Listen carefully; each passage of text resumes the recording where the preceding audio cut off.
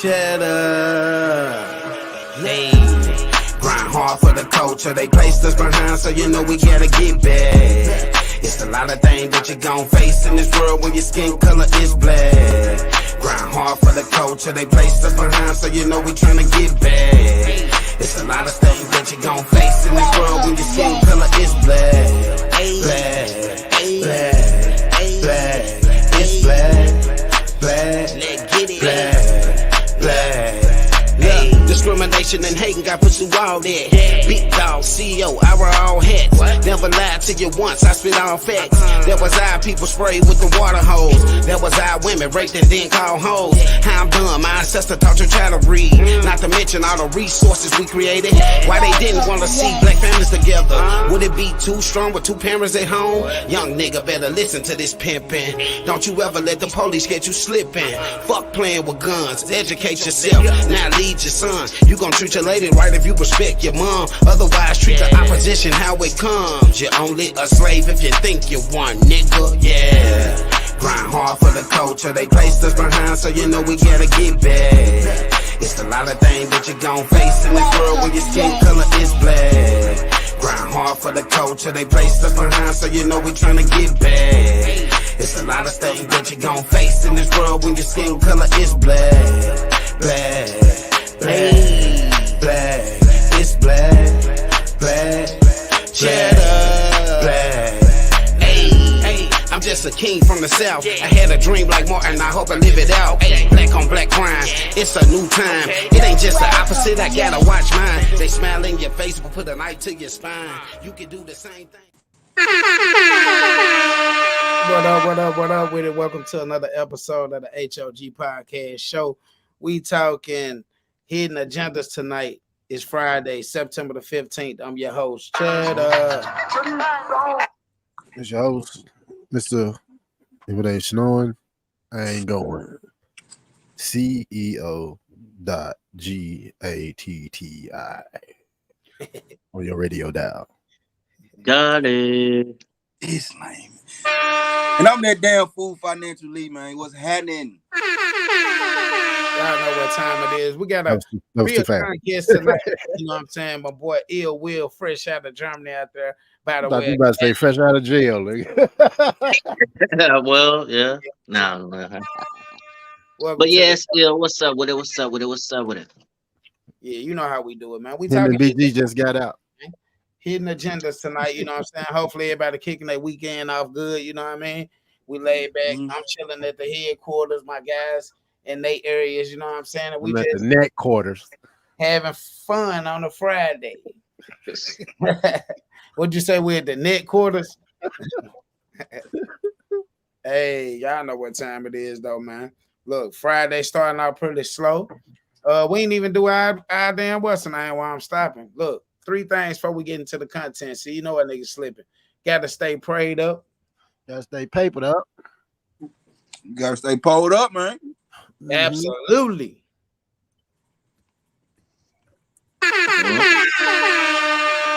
Hey, it's the Hidden Agendas episode. We're gonna be talking hidden agendas on all levels tonight. We also gonna be giving birthday shout outs. We're gonna be shouting out some people for the town business spotlight, and you know, just showing love where love needs to be showed. Right now, we need y'all to hit the like, share, comment button. Also, subscribe, hit the all buttons, get the content that we be dropping, man. Shout out to the haters too, because we love y'all. Okay. Oh, for sure. We like your type of cologne, whatever it is about you that makes you hate on us. We like it. Your favorite chicken sandwich. May God continue to bless you with your chicken sandwich and everything that you like. Mediocre head that you be getting while you watching the show. My boy Lee over there chowing on the Born Beast Barbecue. You know what I'm saying? Shout out to the Born Beast Barbecue. Yes, sir. Coming to us new near you real soon. Let me get one of them Wagyu hot dogs. So, guys, since we talking about this hidden agenda shit, man, pop that shit off, man. With such a great title as a finder and a founder. What, me? The hidden agenda? Yeah. What is hidden agenda? Hidden agenda is when you make it look like you supporting when your goal really is to steal the info. You know what I mean? Let's go. Okay. And that could be in many instances. It could be in a relationship. It can be a lady or a dude trying to finesse you out some bread or some head. Because we're doing that. And a lot of you motherfuckers trying to finesse us. Like, for instance, hypothetically speaking, hopping on the podcast trying to figure out how we do what we doing. Hypothetically speaking. Is we is it really hypothetical or is you talking literal? Real pathetical speaking. Since you put it that way. Real pathetically speaking. A secret or interior motive for something. That's basically what it all boils down to. You know what I'm saying? Motivated by the hater. I know I really need this, so I'm gonna do this the right way this time. You know what I'm saying? Yeah, it touches all over: relationships, friendships, businesships, partnerships, all that. You know? Gold diggers. I mean, it's all that. Yeah, a lot of gold digging going on. A lot of over here. A lot of females do something for something that they think a soldier got. No boy said that they think a soldier get. Yeah, a lot of people try to do something, get the green card. You know, there's a lot of stuff. Yeah. Try to get that citizenship. Man, hey, cross country tricking and no dicking, man. It's a lot of that going on though, for real though. Matter of fact, I'm gonna jump into this. I ain't gonna believe you got to talk about your experiences on the job. So y'all ain't gonna believe these couple stories. So at the place I work, it's like customer service at the highest level almost that you probably can get. And I deal with a lot of different people during the day. You know, you deal with the world. So probably like a month ago, I had a guy come up, older Caucasian guy came up, you know what I'm saying? And he was like, you know, that he was there to pick up his woman from Colombia. She was flying into states or whatever. She had to go through immigration, yada yada. So I'm like, all right, cool, you know. I'm like, well, you know, you go down to this area to find that person. If they didn't came in international, that'll be the only way they'll come in through customs, you know what I'm saying? So the dude, you know, he was like, yeah, but she said she's been here, this and that. I said, oh, okay, she been here, okay. Well, what's she at? If she been here, you know, it's like 4:00 now. She's supposed to land at 1. It usually don't take that long unless something wrong or something. You know what I'm saying? Back to the Bermuda Triangle, right? So my boy, he was like, yeah, this and that. You know, I told him, I don't know. You might need to check into that. You know, he said he paid for the ticket though to get here. So when he said that, I'm like, you know, damn. Did he have a real name? He probably got you. Yeah, he, you know, I guess he probably had some pictures, photos, or whatever. They had probably been talking over a couple of weeks or whatnot. So, you know, I took it as nothing. Like, all right, you know what I'm saying? And where's she from? She was from Colombia. But he from the US, you know, so he was trying to probably get over her, whatever. She probably shot the story like she wanted to come. She was gonna come, make a guarantee, just do this and do that. And what's the chance you thought she had the BBL on her? She probably did for sure. That was probably the profile, you know what I mean? The profile probably got him out his mind, and he just went to the next level and paid. So that was one guy.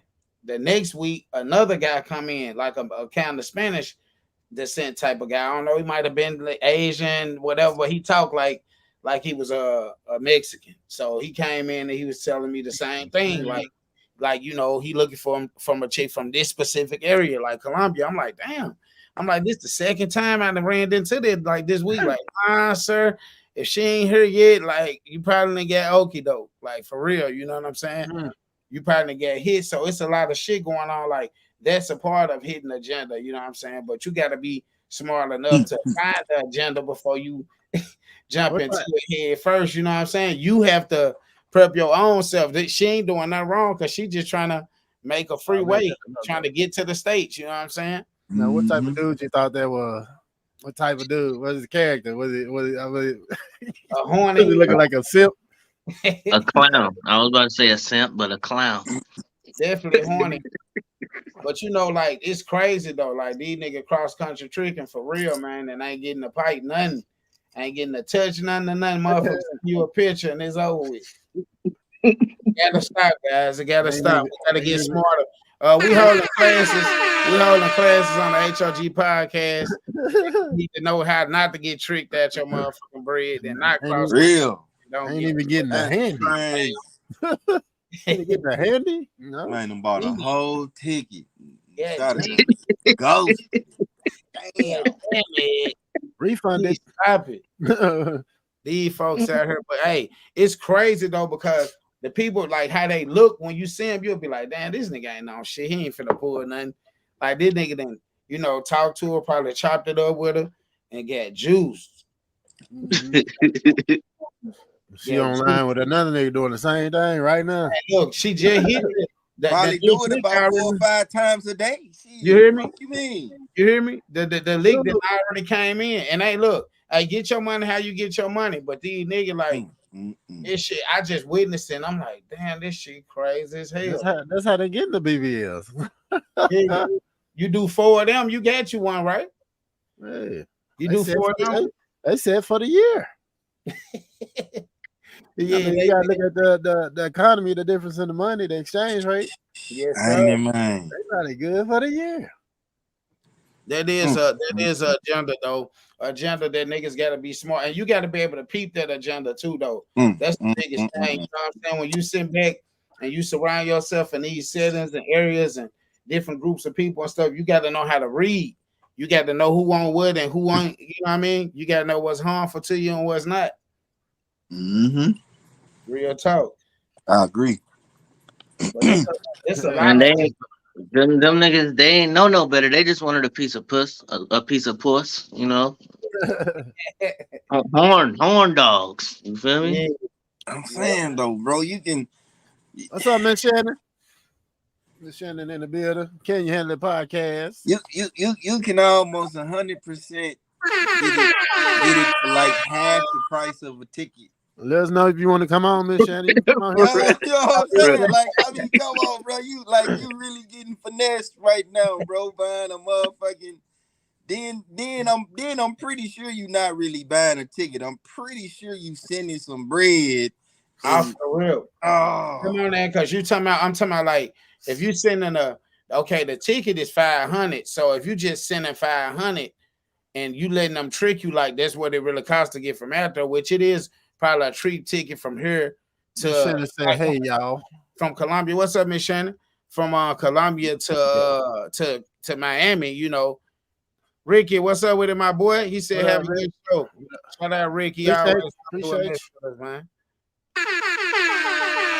Drink one for us, Rick. Drink a cold one for us. But yeah, so you know, the man they just getting tricked out of stuff, and I'm just laughing like, bro, this really that easy? Like. Maybe I should invest into. Nah, I'm sure. A pack of motherfuckers. Man, a pack of refugee. For real, easy. It's crazy though that niggas getting tricked that quick and like you know. I mean, it's an international scam right now. Like they hit even with these puppies. Like you be seeing it on the internet too, like on the Facebook. When people be having these little cute puppies and shit on that shit, and then they be cheap as hell, like $500. When you know that junk probably gonna be like a, you know what I'm saying, like $2,500 dog. I know I almost get before on that junk, on that puppy junk. Look, man, if you can't get no local box, don't be expecting to get no international box. Stop playing with yourself. No, that's a fact. That's a fact. You can't walk no boxing. You trying to fly boxing? Like, nah, come on now. Nah. He said, what are all doing this weekend, Stephen? We ain't doing nothing but talking man shit, having shots, and you know, talking about how the Cowboys won and that type of shit. You know, we ain't talking about that. Yeah, we talking about shit. Nobody give a shit about the bum ass Tonight in the Twin Cities, though. Tonight in the Twin Cities is actually going down. I'm just old school and don't like getting out like I used to. But 50 Cent here, you got Music Soul Child This here, nigga.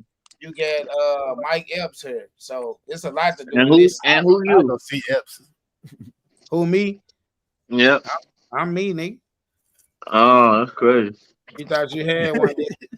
He said, "That's You, You thought you had one with a cap and a do-rag on. They get your 2,000 era ass out of here, nigga.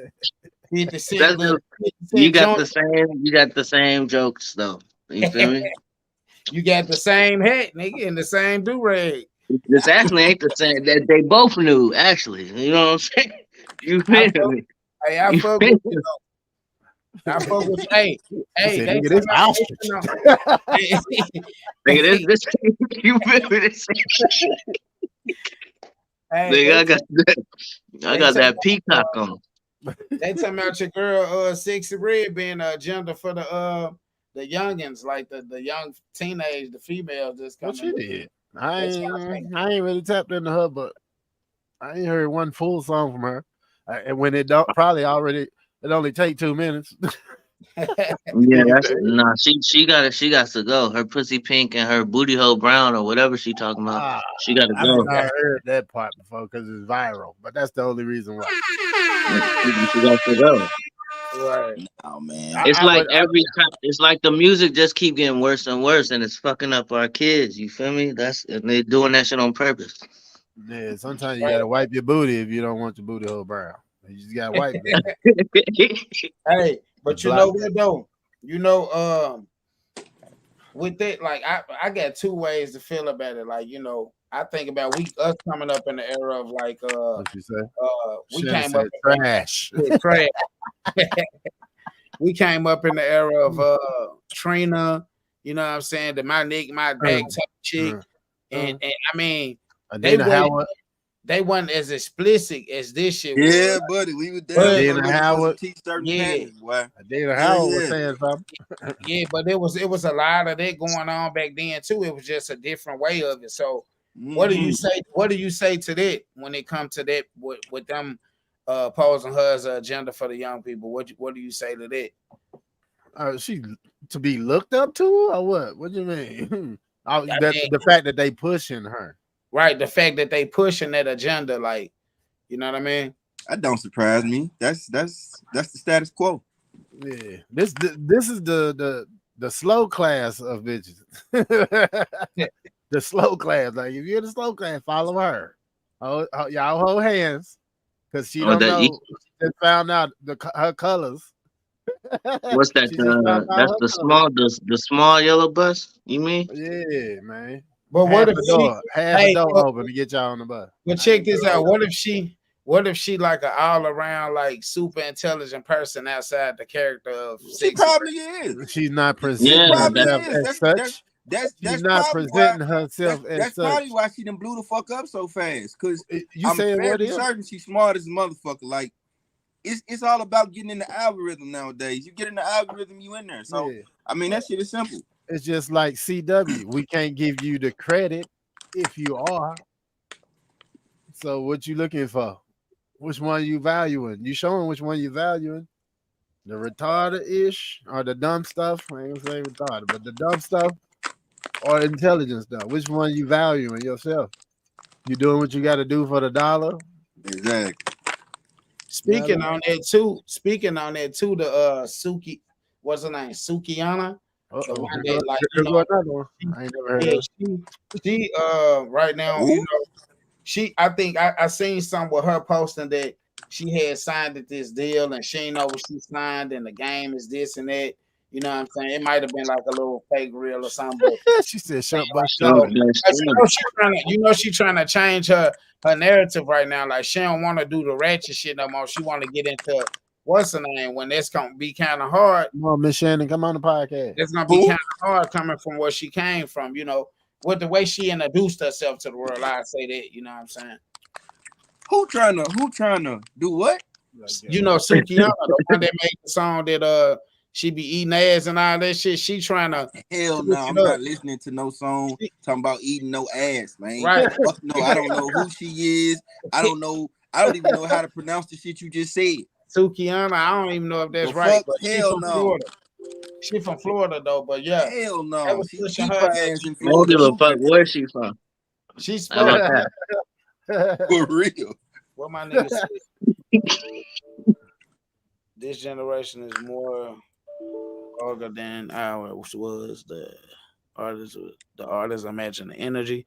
Our parents were saying the same thing.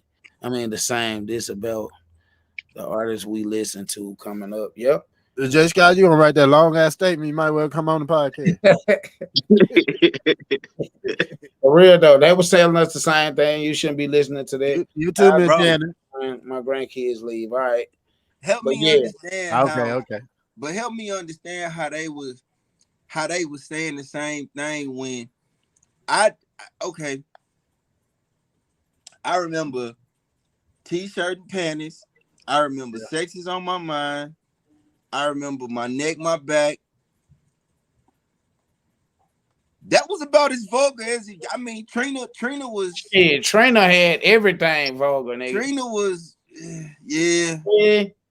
Trina. Bossy Brown, Lil Kim. Yeah. Nothing like Sexy Red though, man. No. And I don't even know what she really rap because I refuse to listen to that shit. But right. The memes is enough for me. Like the motherfucker, like I swear to God, if I see somebody else ask why the fuck she don't never have on no shoes, bro, I'm gonna throw my fucking laptop across the room because that shit is just ridiculous. Huh? No shoes. No, bro. Walking on every time this shit pop up, you look in the comments, 50, 60,000 motherfuckers. Damn, why she don't never have no shoes on? Yeah. I don't fucking know. The motherfucker. Been around saying a lot, grew up in the country like us. You know, we played basketball on dirt courts and shit. You know what I'm saying? That might be the issue. Nigga, not barefoot. What the fuck? Shit, sometimes they get out there motherfucker too. Cause your socks gonna get dusty anyway. I'm not that fucking country. Shit, well, I'm coming from the fields. Nigga, Westmouth, Arkansas on back towards Proctor, you know what I'm saying? So I feel like all that shit's still the same for real, for real. It's just pushed more with social media. yeah. Niggas was rapping about killing niggas and selling drugs back then. Niggas still doing the same thing today. Right. You feel me? So it's the same. It's just more. I feel like more explicit and more pushed than it was before. Yeah. Mm-hmm. So, way more now than it was then because like then, I mean, you at least still had the motherfuckers that was spitting their knowledge too, like KRS-One and all them niggas. They had their own little lane. They was rapping about, like, I was listening to this dude that was saying like rap used to be about rapping what you want to have. You know what I'm saying? Yep. Nowadays it's like, you know, shit, motherfucker. It's you get it while you with the team. Then when you get released, you go back to your shack. You know what I'm saying? Yeah. If you capitalize off of it. Jay Scott get to where you want to go. Jay Scott said the female artists are talking the same way the male artist was in our day. They not as smooth with it though. Correct.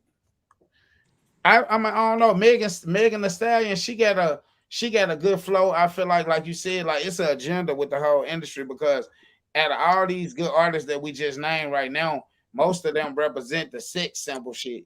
But I know they got potential to represent like the college girl shit and the real, you know, intellectual shit that the young girls need to hear right now.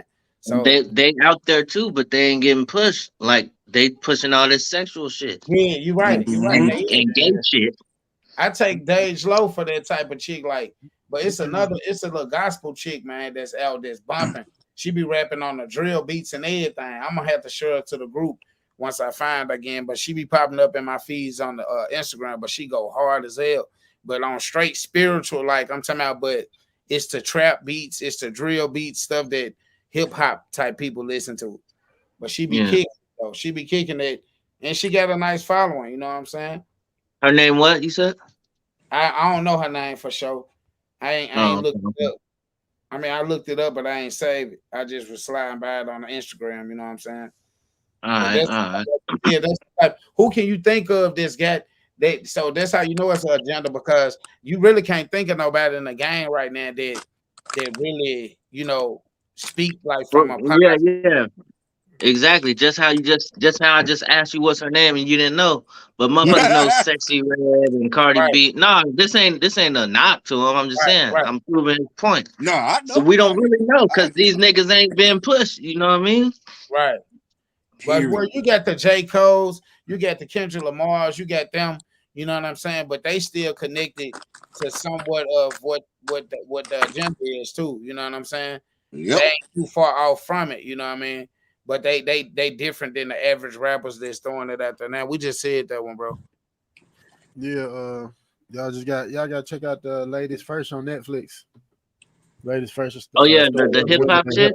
Yeah, That shit is good. They talk about that too. What they talk about that? Mm-hmm. The agenda. Yeah, they pretty much. Yeah, you just gotta watch that. They're pretty much going through all the eras of hip hop and shit. It's A nice. few episodes. It's dope. Okay, I'm gonna have to check that out. Mm-hmm. It's a lot of. Oh man, baby, watched that. It was like that back then too. You know, right. we can talk about like how the female. Yeah, that's what I'm saying. They've been talking that shit. They've been talking that shit. Yeah, you're right about that. They been like, Right. we came from when this began to be like, we came in the era to where like they had just started expressing themselves and it was freedom of speech to where they can talk this shit how they wanted to, from the NWAs all the way up into the now. So that's why I said like when we try to refer that to that, like you said, it's just a more vulgar type of way that they like that shit was Sexy Red. She like boom. But at the same time, we were the men was talking shit like that too. That's some dumbass nigga that don't know how to rap that's talking about that shit too on the same level. So now it's just the female's turn. Right. Whether you like them or you don't like them, the ones that really rap and the ones that don't really rap. It's the same thing. It's just the female are getting more light now. We starting to recognize it now. Like we can't even get offended by, you know what I mean? Like he eat my pussy, blah blah. I'm like, nigga, we've been rapping like that since forever, getting our dick sucked, all this like, you know. On my knob. Yeah, we've been doing that. It's just they turn. Come on. Like, come on. I ain't even mad on them. I'm just letting them do their thing. Oh well, it's music. Right. You like it or you don't. If you don't like it, turn it off. Shit. Can't stop it. Make your own playlist. You can't turn that shit up. You can't turn the shit of that shit everywhere. Yeah. Right? Every app you open, you gonna see that motherfucking shit. You gonna hear it. Mm-hmm. Right. Of course, we got agendas across the board. So I mean, that's only a couple right there. We got agendas in the church. We didn't get to that dude last week that we talked about. You know what I'm saying? Agendas in the church can be a couple different things too, like with offerings and different shit like that. Buddy with the Gucci suits, so they got ran up on in church. Yeah, you know what I'm saying? Like agendas to hold a got a case now with your money.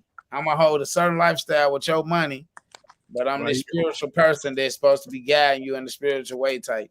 Yeah, should nobody lights be going out? I don't care where they live at, the projects or whatever. Lights shouldn't be going out. You paying? If you ride a Lincoln Town car. Yeah. Be aware of the agendas, man. You know why the Saints riding on the church bus, the church van, with their lights out though. But you asking them donate food, and they got kids, all type of shit. Like hold on, now something ain't lining up, man. And they doing it. That's what be fucking me up. They be doing it, giving they last. Yeah, have you ever seen a building fund? Ain't got shit at home, but you gonna bring it to the church. Come on, have you ever seen a building fund to give back to the congregation? Have you ever seen anything built from the building fund? Hello. Ain't nothing building but that. Yeah, they done built something. A movie theater for the church or a fellowship hall for the church. You said a movie. They said a movie theater. They built some gas money. That I ain't gonna talk too deep into that because you don't. Man, she had to get into it. Get into it. Nope. Nah, I will not accept that you won't get into it. Right. But I want to get into that. Surface of it now. We touching the surface of it now. Like that's just the facts of what it is. Like we ain't talking about nothing that we ain't seen. Like this shit on the TV, this shit on the mass media right now. You get just jipping people out of money. Niggas out here cross country tricking. You get all type of shit going on. Preachers touching little boys and getting caught up in hotel rooms. Oh, no. See, that's been going. Yeah, that just happened. It was one just happened. I think that was in like Alabama or something like that. Dude put him on the camera, you know what I'm saying, and blast him. I don't know if he ain't pay him or something like that, but it was some containing to that. But it's like, damn, what we at in life to where like, everything just coming to the light with shit, you know what I'm saying? With like, your demons hunt you. Don't motherfucker gonna come in and everybody got them too. And this LMNOP community stuff. Well, I be speaking. I'm speaking for me because I don't speak for everybody. Right. I'm speaking as a traditional male, and especially an old school traditional male. When I be talking about stuff, we ain't afraid to talk about y'all ass too. We'll fire y'all ass up too. Some of you niggas out here with these dresses on, I'm fire y'all ass up too. It just come with the game. Yeah, I want to be respected, but if you want to be respected by me, let me fire your ass up for about 45 minutes straight. Fire your ass up. Tell them like Bernie Mac said, I ain't scared of you motherfuckers. I ain't scared of you motherfuckers. So what y'all feel about that? Like, like some of our man. That's the top, the most, not to cut you out, that's the most top agenda in life right now. That rainbow So just throw it out there. So with the rappers that's wearing the fingernail polish on their nails, how do y'all feel about that? Is that related to that? That's just weird. I don't know. Some of them niggas, I don't think they gay. I don't think them niggas ain't doing it because they want to. They told to. Yeah, they got an agenda to push. They pushing that agenda. Yeah, but what they doing that before the money? It was a lot of people back in the Was they doing that on the block? Because that wasn't them. It wasn't them. Most of them R&B singing niggas back in the day, some of them niggas was doing that shit too. But now you see it more often. Like I seen a couple of the top dogs with this shit. I'm like, damn, like these motherfuckers really putting it on. God damn it. I'm like, shit. I seen even my Uncle Snoop with them John's on. Snoop had the he had the black nail polish. What you feel about that, Will, for being a Californian? I don't give a fuck where he from. I don't condone that. I don't condone that at all. I don't got mine like that, nigga. You feel me? Right. You feel me? Like I said, but I seen that. I feel like if a nigga gonna do what they do what they do, but how come that shit is always plastered over the media? What, because they famous or because there's an agenda? Which one? Right. You know what I mean? Right. And the media, that's their main core goal. The goal is the agenda. Nigga, the agenda is to do this, poison this, take over this, make motherfuckers think like this, make motherfuckers run this, make motherfuckers like this. Brainwash the kids early. That's why you see everybody is symmetric out here. Like most rappers get 2 little rope chains and they get like them one shorter than the other one for a choker. Then they got a watch, might get a ring, you know what I'm saying? It go that far as to chokers, man. And growing up in the 80s, 90s, the little white girls on the ones that had a choker on their neck. That's the only time I ever seen a choker on them, on their neck, higher than a motherfucker. That's why when I see these niggas with these chains that's choking the shit out their motherfucking Adam's apple, I'm like, yeah, bro, that didn't come from black people at all. That's some rock star shit. These niggas out here on some rock star shit. That's some Sweet 16 female shit. Honestly, I ain't even gonna give it the rock star quality. Hey, look, the agenda 16 white girl shit. The agenda is to look like you get it, but you don't have it. So I'm gonna give you all these gifts. I'm gonna give you all these gifts. So I'm gonna let you hold a couple bundles of my money. I'm gonna let you flex in my cars. I'm gonna let you go to my little cribs, my little side cribs and Airbnbs and all that shit. And then once the time over with, once it's done, the agenda you either fulfilled it or you didn't. Yeah. You get dropped, and you know what I mean. This shit fucked up, bro. It's really. If you think about it, anything dealing with fashion is more than likely rainbow flag type shit. I mean, it's just facts. So look at how the dress, the wear, the clothing is transitioning. You can't tell sometimes. You look from the knees down if it's a female or a dude walking with each other, because pants just as tight walking with each other. These motherfucking pants getting tight as hell every year.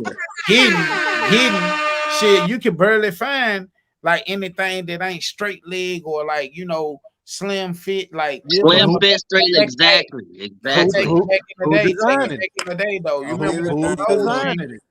Who is designing it? Ain't, bro. None of these little niggas can't fight me. You cannot fight me with them little ass pants on, bro. You cannot fight me. I will beat your ass with them little ass pants on, bro. It don't matter how big or how. Yo, you can't move, nigga. Yeah. First of all, you got them halfway down your ass, and they cutting off your fucking circulation. Yeah, and they tight as hell. I'm gonna hit you with a 2-step. I'm gonna go left, right, back to the left. Your motherfucker ain't gonna be over there somewhere. Yeah, we know y'all not running from the police in them pants. Hey, but you know what though? You know what? My motherfuckers, hey, them pants right there, they all over. Like if you, like I said, like you gotta. It's hard to find regular fitting pants unless you ordering offline or you going to a specific store nowadays. Most of this shit is slim fit. You know what I'm saying? You wash it one time, you got to sag for real, you know. And then I remember when you had when your pants came up above your ankles, them was called high waters. We called them high waters. You said you were flooding. And now they're the style now. Like it's like, wow, okay. All right. Mm-hmm. And they be tight as hell. You get your ass fired up. Come on, bro. Like nigga walking around with kind of school like nigga walking around with jeans so tight, you can strike a match on them bitches, and then got the audacity to have a fucking Glock with an extendo up in them tight fucking bro. What the fuck? Nigga like they doing a cucumber challenge. Hey, come on, bro. They can't take you seriously, bro. And they said a cucumber challenge. Yeah, man. Hey. Y'all niggas can go from the club to football practice. It's the same, man. They that tight. Just slip the pants and For real though, it's ridiculous though. Like I said, you gotta have. If you is gonna get slim fit, like I like custom fit jeans because you know a nigga older now. So one thing. If you ain't gonna get slim fit, be slim. Right. Hey, but look though, you know, I'm gonna tell y'all the trick to it. Ladies. I'm gonna tell y'all the trick to it. If you gonna wear slim fits, especially like when you buying a money and shit like that, like this type of shit I was wearing a lot for a minute. But like they got these biker jeans and they nice cut, they fresh. You just gotta know how to put the shit on. So if it's slim fit, you gotta get them two. If you wear a 34, get a 36. That way, you know what I'm saying. You can. How you put them on? Huh? How you put them on? Still don't work. My John's fresh. One leg at a time, right? You won't be able to tell like my John, but like what I'm saying is certain stores just sell a certain type of cut. You ain't gonna go to Gucci and find no big ass pants. Like I ain't going to Gucci. Fuck, you're not gonna do that. Right. Well, facts. Like any designer, like he said, I'm finna get these Levi's, nigga. That's what I'm finna get. You got me fucked up. If your wife got to, your girl got to help.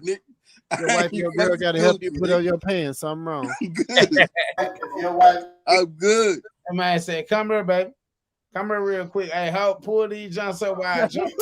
Man, that shit made for dudes that skip leg day. That's all that is. fuck out of here. Damn, I'll never do leg day, and I still don't run. Nah, it is agenda though. Hey, good one of He your. jeans made for niggas that hula hoop on Tuesdays. You heard? Somebody got that shit on that nigga got it. Damn, there's no echoes going on, though. That's Jay. You got it playing loud in the background. You got to mute it. Yeah, Jay, you got it playing in the background. I think. Yeah. Yeah, you do. Yep. But yeah, though, you know, you gotta, hey, these niggas gotta make them. Yeah, my bad. Too much surround sound. Cut to the pants a little bit bigger, man. But these shit definitely, them bitches super tight right now. I didn't know. And then look, the wrong niggas wearing the slim fish, like all the big niggas that's built like what's my nigga name that be making the hard Big 30. Big 30. The next 2 times. Nah, we get what's my boy name? Rod Wave. Yeah. They built like him. That nigga this big up top and this big at the bottom. What the fuck? Yeah, niggas be built like Humpty Dumpty. You feel me? Built like ice cream sandwiches. So that nigga built like a push pop. Hey, what's the other nigga name though? I think he remind you of Mo 3 though. Little short fat nigga. He always be going to Walmart and shit and picking out outfits and be like, nigga, fuck going to buy that Gucci and shit. Damn, I know you're talking about. I can't get it now. You know exactly. Fat Trail. Fat Trail. For real, is that his name? Is it Fat Trail? Yeah, Trail. I think it's Trail. It's some Trail. It might not be Fat Trail because it's a 2. But that little nigga there, he bumping. But boy, that boy built weird as hell. And my nigga being up skinnies. I said, damn, it's fucked up at this bitch, man. It is. They got to start making some for the big niggas. Man, yeah. It's AP because you niggas is looking real sad out here, bro. Yeah. The industry fucked up, man. The fashion lines fucked up. We can tell where y'all niggas socks started. Wider shirts. We need bigger jeans, wider shirts, and all that. Oh my god. Like, nigga, how the fuck you got a 60 size waist and some skinny jeans, nigga? What the fuck, bro? What do y'all feel? What do y'all feel about the political agenda? Like, do you feel that all of the shit that's going on for us right now with the culture, like for us, like I would say, like everything that you need right now basically costs. So whether it's gas, clothes, food, all of this shit really done went up. You know what I'm saying? I mean, on the war side, I think you kind of can tell who's gonna be the president by a lot of movement going on. Mm-hmm. To me, I ain't talking about the current president. I'm talking about the future president. Future president, yeah. I feel like that. I'm gonna leave it like that. Yeah. Just go ahead and say the nigga name. Trump, nigga. Trump, nigga. 2024, nigga. Say it. We getting Biden the fuck up out of here. That slow ass nigga can't even talk a sentence. Fuck him. He can't talk. He can't walk. He can't do nothing. Hey, he don't can't say do nothing, anything about man. Biden. Only nigga fall upstairs. Now, Sleepy Joe though, we definitely he ain't been effective enough. Like, man, that's one thing I can say, effective enough, nigga. He ain't been effective at all. Right. At all. Hold on now, because as we do know, it's like when Obama was in there was a lot of stuff that he was trying to do behind the scenes too that wasn't just getting passed. All right, man. Let's not go there. President don't make the total executive decision now. Let's not go there, man. So we can say that though. Trump was just he was a gangster with that shit. Dude gonna do what he want to do, and a lot of these other presidents is not playing it like that. How I feel, because with everything happening, how it's happening right now, like I said, gas, all this shit. I heard people out here talking about stimuluses and this and that. But to my point, I feel like motherfuckers need raises or something. Like at the job, y'all definitely need to give out raises or something if it's gonna just stay stuck like this. Like this shit going to a different level. Gas and went to damn near 409 up here, regular gas. So I mean, that's just gas, petrol. But Trump energy is more. I got my hands in so many pockets that I got backing. It ain't so much his real inner confidence. Nah, we ain't gonna talk about it because y'all niggas really don't know what y'all talking It's about. a conglomerate of confidence. You said what? You said who said That's what? an agenda. We- That's we what ain't- you really call an agenda. If you look at Trump, that's a real agenda. Hold on, let Mr. Ill Will school us then, since we don't know what we talking about. Go ahead, sir. About Trump. Dude, the and Put this- him dude. in and this shit. Huh? put him in the big box. Yeah, Cho. I'm waiting to hear that. I want Put him in the big box, Cho. Trump the good guy. School us. Put me on it. Trump the good guy though. You feel me? Not these other motherfuckers. They don't like him because he ain't on their side. You feel me? That's why they paint him bad in the media all the time. Like they want to put everyone against Trump because he ain't doing what the fuck they want him to do. You know what I'm talking about? He finna be the next president, and he when he is, he gonna show y'all why he should have been the president this year too. You feel me? Watch.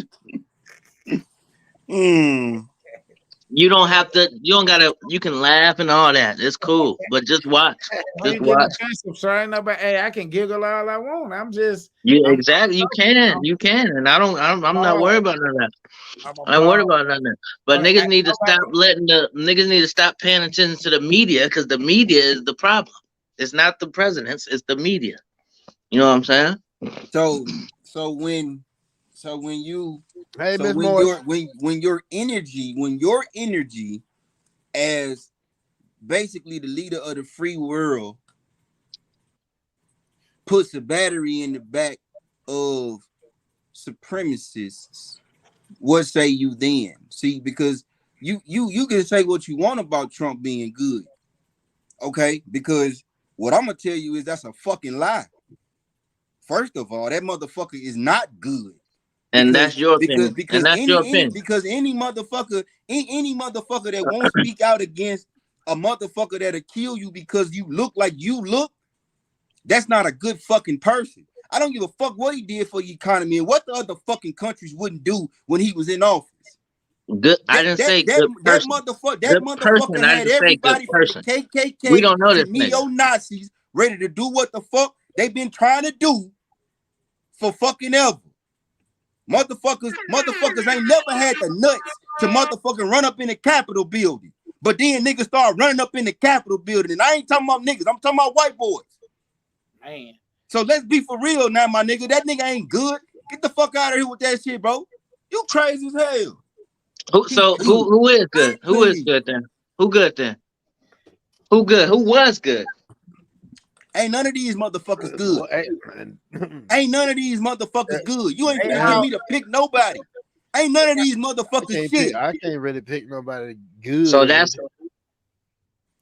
if you wanna be for real, you wanna know what the real fucking problem is. The real fucking problem is all these stupid ass people voting and don't know what the fuck they voting for and don't know what the fuck they looking at when they fucking voting. That's the fucking problem. If we gonna talk about that is because of the media. The media gonna twist motherfuckers' heads up. You know what I mean? You got to do your own research. Most people don't even know how the government works. You got to do your own research because look, us as black people for sure. And just when you say do your own research, what does that mean? Where are you researching though? What are you researching? So what I'm saying is this: you got to do your own research when it comes to what you were saying. Like when it comes to selecting a person or going to vote for somebody, you got to know what they stand for, what they represent, what they trying to change, and all of this shit. Mostly, we don't even we vote for just one thing. That's the president. We don't think about the other ones, the judicial and all that other shit, like the people that make the laws. Representatives. Yeah, the president is the least most powerful fucking exactly in office. Exactly, and the things for the least amount of time too. The things that we need to change. So it is an agenda, regardless. But the thing that we need to change, it don't stop right there with just the president votes. We need to be going to this other shit and voting for them people that's in the legislative and the judicial and all of that shit, that making the laws and saying how long you get for this and all this different shit. Bro, your local elections. But you need to be more looking at who important backing the than any president. fucking thing. That's how you know who's gonna be running the country. Your need fucking to local need to elections. not be voting at all. The fuck? Your local Right back there. elections are more Yeah. important. I didn't vote this last time though. I Anyway. mean, don't vote if there's not a candidate that's going. Yeah, niggas don't need to. Niggas don't need to be voting at all because it don't. That shit don't matter. They gonna pick who they want anyway. We don't need to be voting just to be voting. Put it We like don't that. need to be voting, just for one to be thing. voting. I agree. Like if we voted like we voted for when Obama got in office, and then when they got Trump out of office in these other branches, then we'll probably be a little bit somewhere to where we can change some stuff. You know what I'm saying? Like you know when you get these different officials, and like you said though, it's too stuck that it ain't gonna. That thing that Gotti said, bro, you got to look at it. It's one thing that always fucks us that I don't think people really realize, bro. When you in that House of Representatives, or when you in the other one, I forget the whatever the fuck it is, the Congress, bro, they can do like 20 fucking years. Yeah, like depending on the seat, depending on the seat, bro. Motherfuckers been there 20 years. Think I'm lying? Look it up. Mm-hmm. Yeah, but motherfuckers been in the House of Representatives or in Congress. Yep. For 20 motherfucking years. I'm not playing with you, bro. Yeah, you're not. Retirement benefits. Look, it could have been like that for presidents too. George Washington just did it that way, the 2-term thing. It could have been like that for presidents. Like we think about it, I think we one of the only countries, like other countries, they presidents and dictators, them motherfuckers be in that bitch for a minute. Nah, we used to. A lot of that shit is mob driven. But it was who the fuck was those countries? It was somebody that actually was the fucking president like 4 fucking terms. And then after that motherfucker, that's when the 2-term shit came. Oh yeah. Who was it? Let me research that. It's a US president that I think did like 4 terms. Yep. So he did basically, damn. That what is it? 4 every year. So I mean, you know, it's 4 once you elected. It's 4 years a term. Yeah, that's 16 fucking years as the goddamn president. Damn. Boy, I don't know how that'll work out over here in the States though. When you get the wrong motherfucker and you stuck. Yeah, but I don't think he was elected into that role though. Boy, I don't know. Yeah, that'll be ridiculous.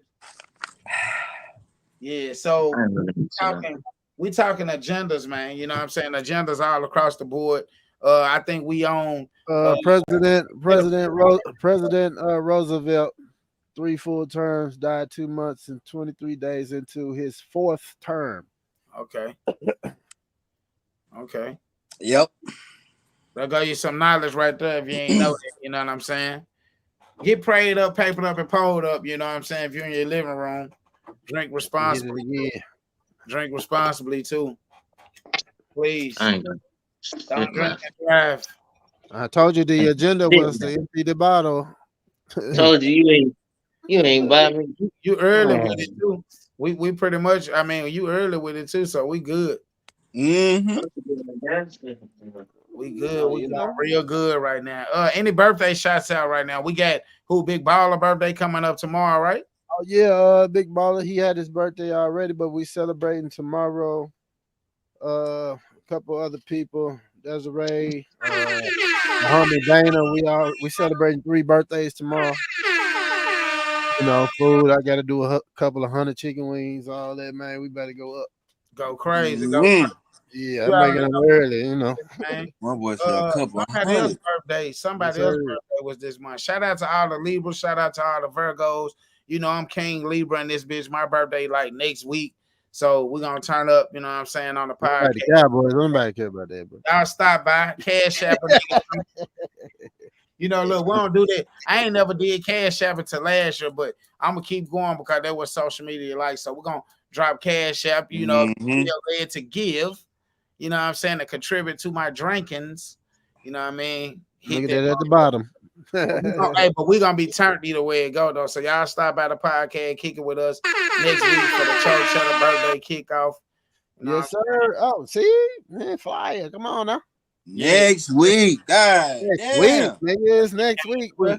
Next week, nigga. Do you know how quick that We shit gonna be started running flying promo after right that, now in the nigga? commercial. Gotti's birthday, then my birthday. Hey, nigga, but they won't let me see over, the pictures though for some reason. So I gotta probably delete some stuff and send you one. I know you probably already got the picture because I sent a lot of them last year, but you can tell me if it work In or the not. blue? In the blue? Yeah. No, not in the blue, nigga. More than it. I say more than it. All right, babe, I'm gonna look now. Shit. Check it out. You know what I'm saying? Because you might have some I already posted. I had a one where I was standing against the wall, like on it was like black and white. I had black and white on. It looked like you was begging for money. Yeah. Tight cap, Yeah. man. I had your cap as a I had your cap. Look, I was holding your skull cap like this. It's a wooden collection bowl having that. Hey, now y'all know what time it is. Man. Look, we got some new stuff added to the promo. You listen to the H.O.G Podcast Show. It's hidden agendas. I don't see nothing but the one you had. You got to,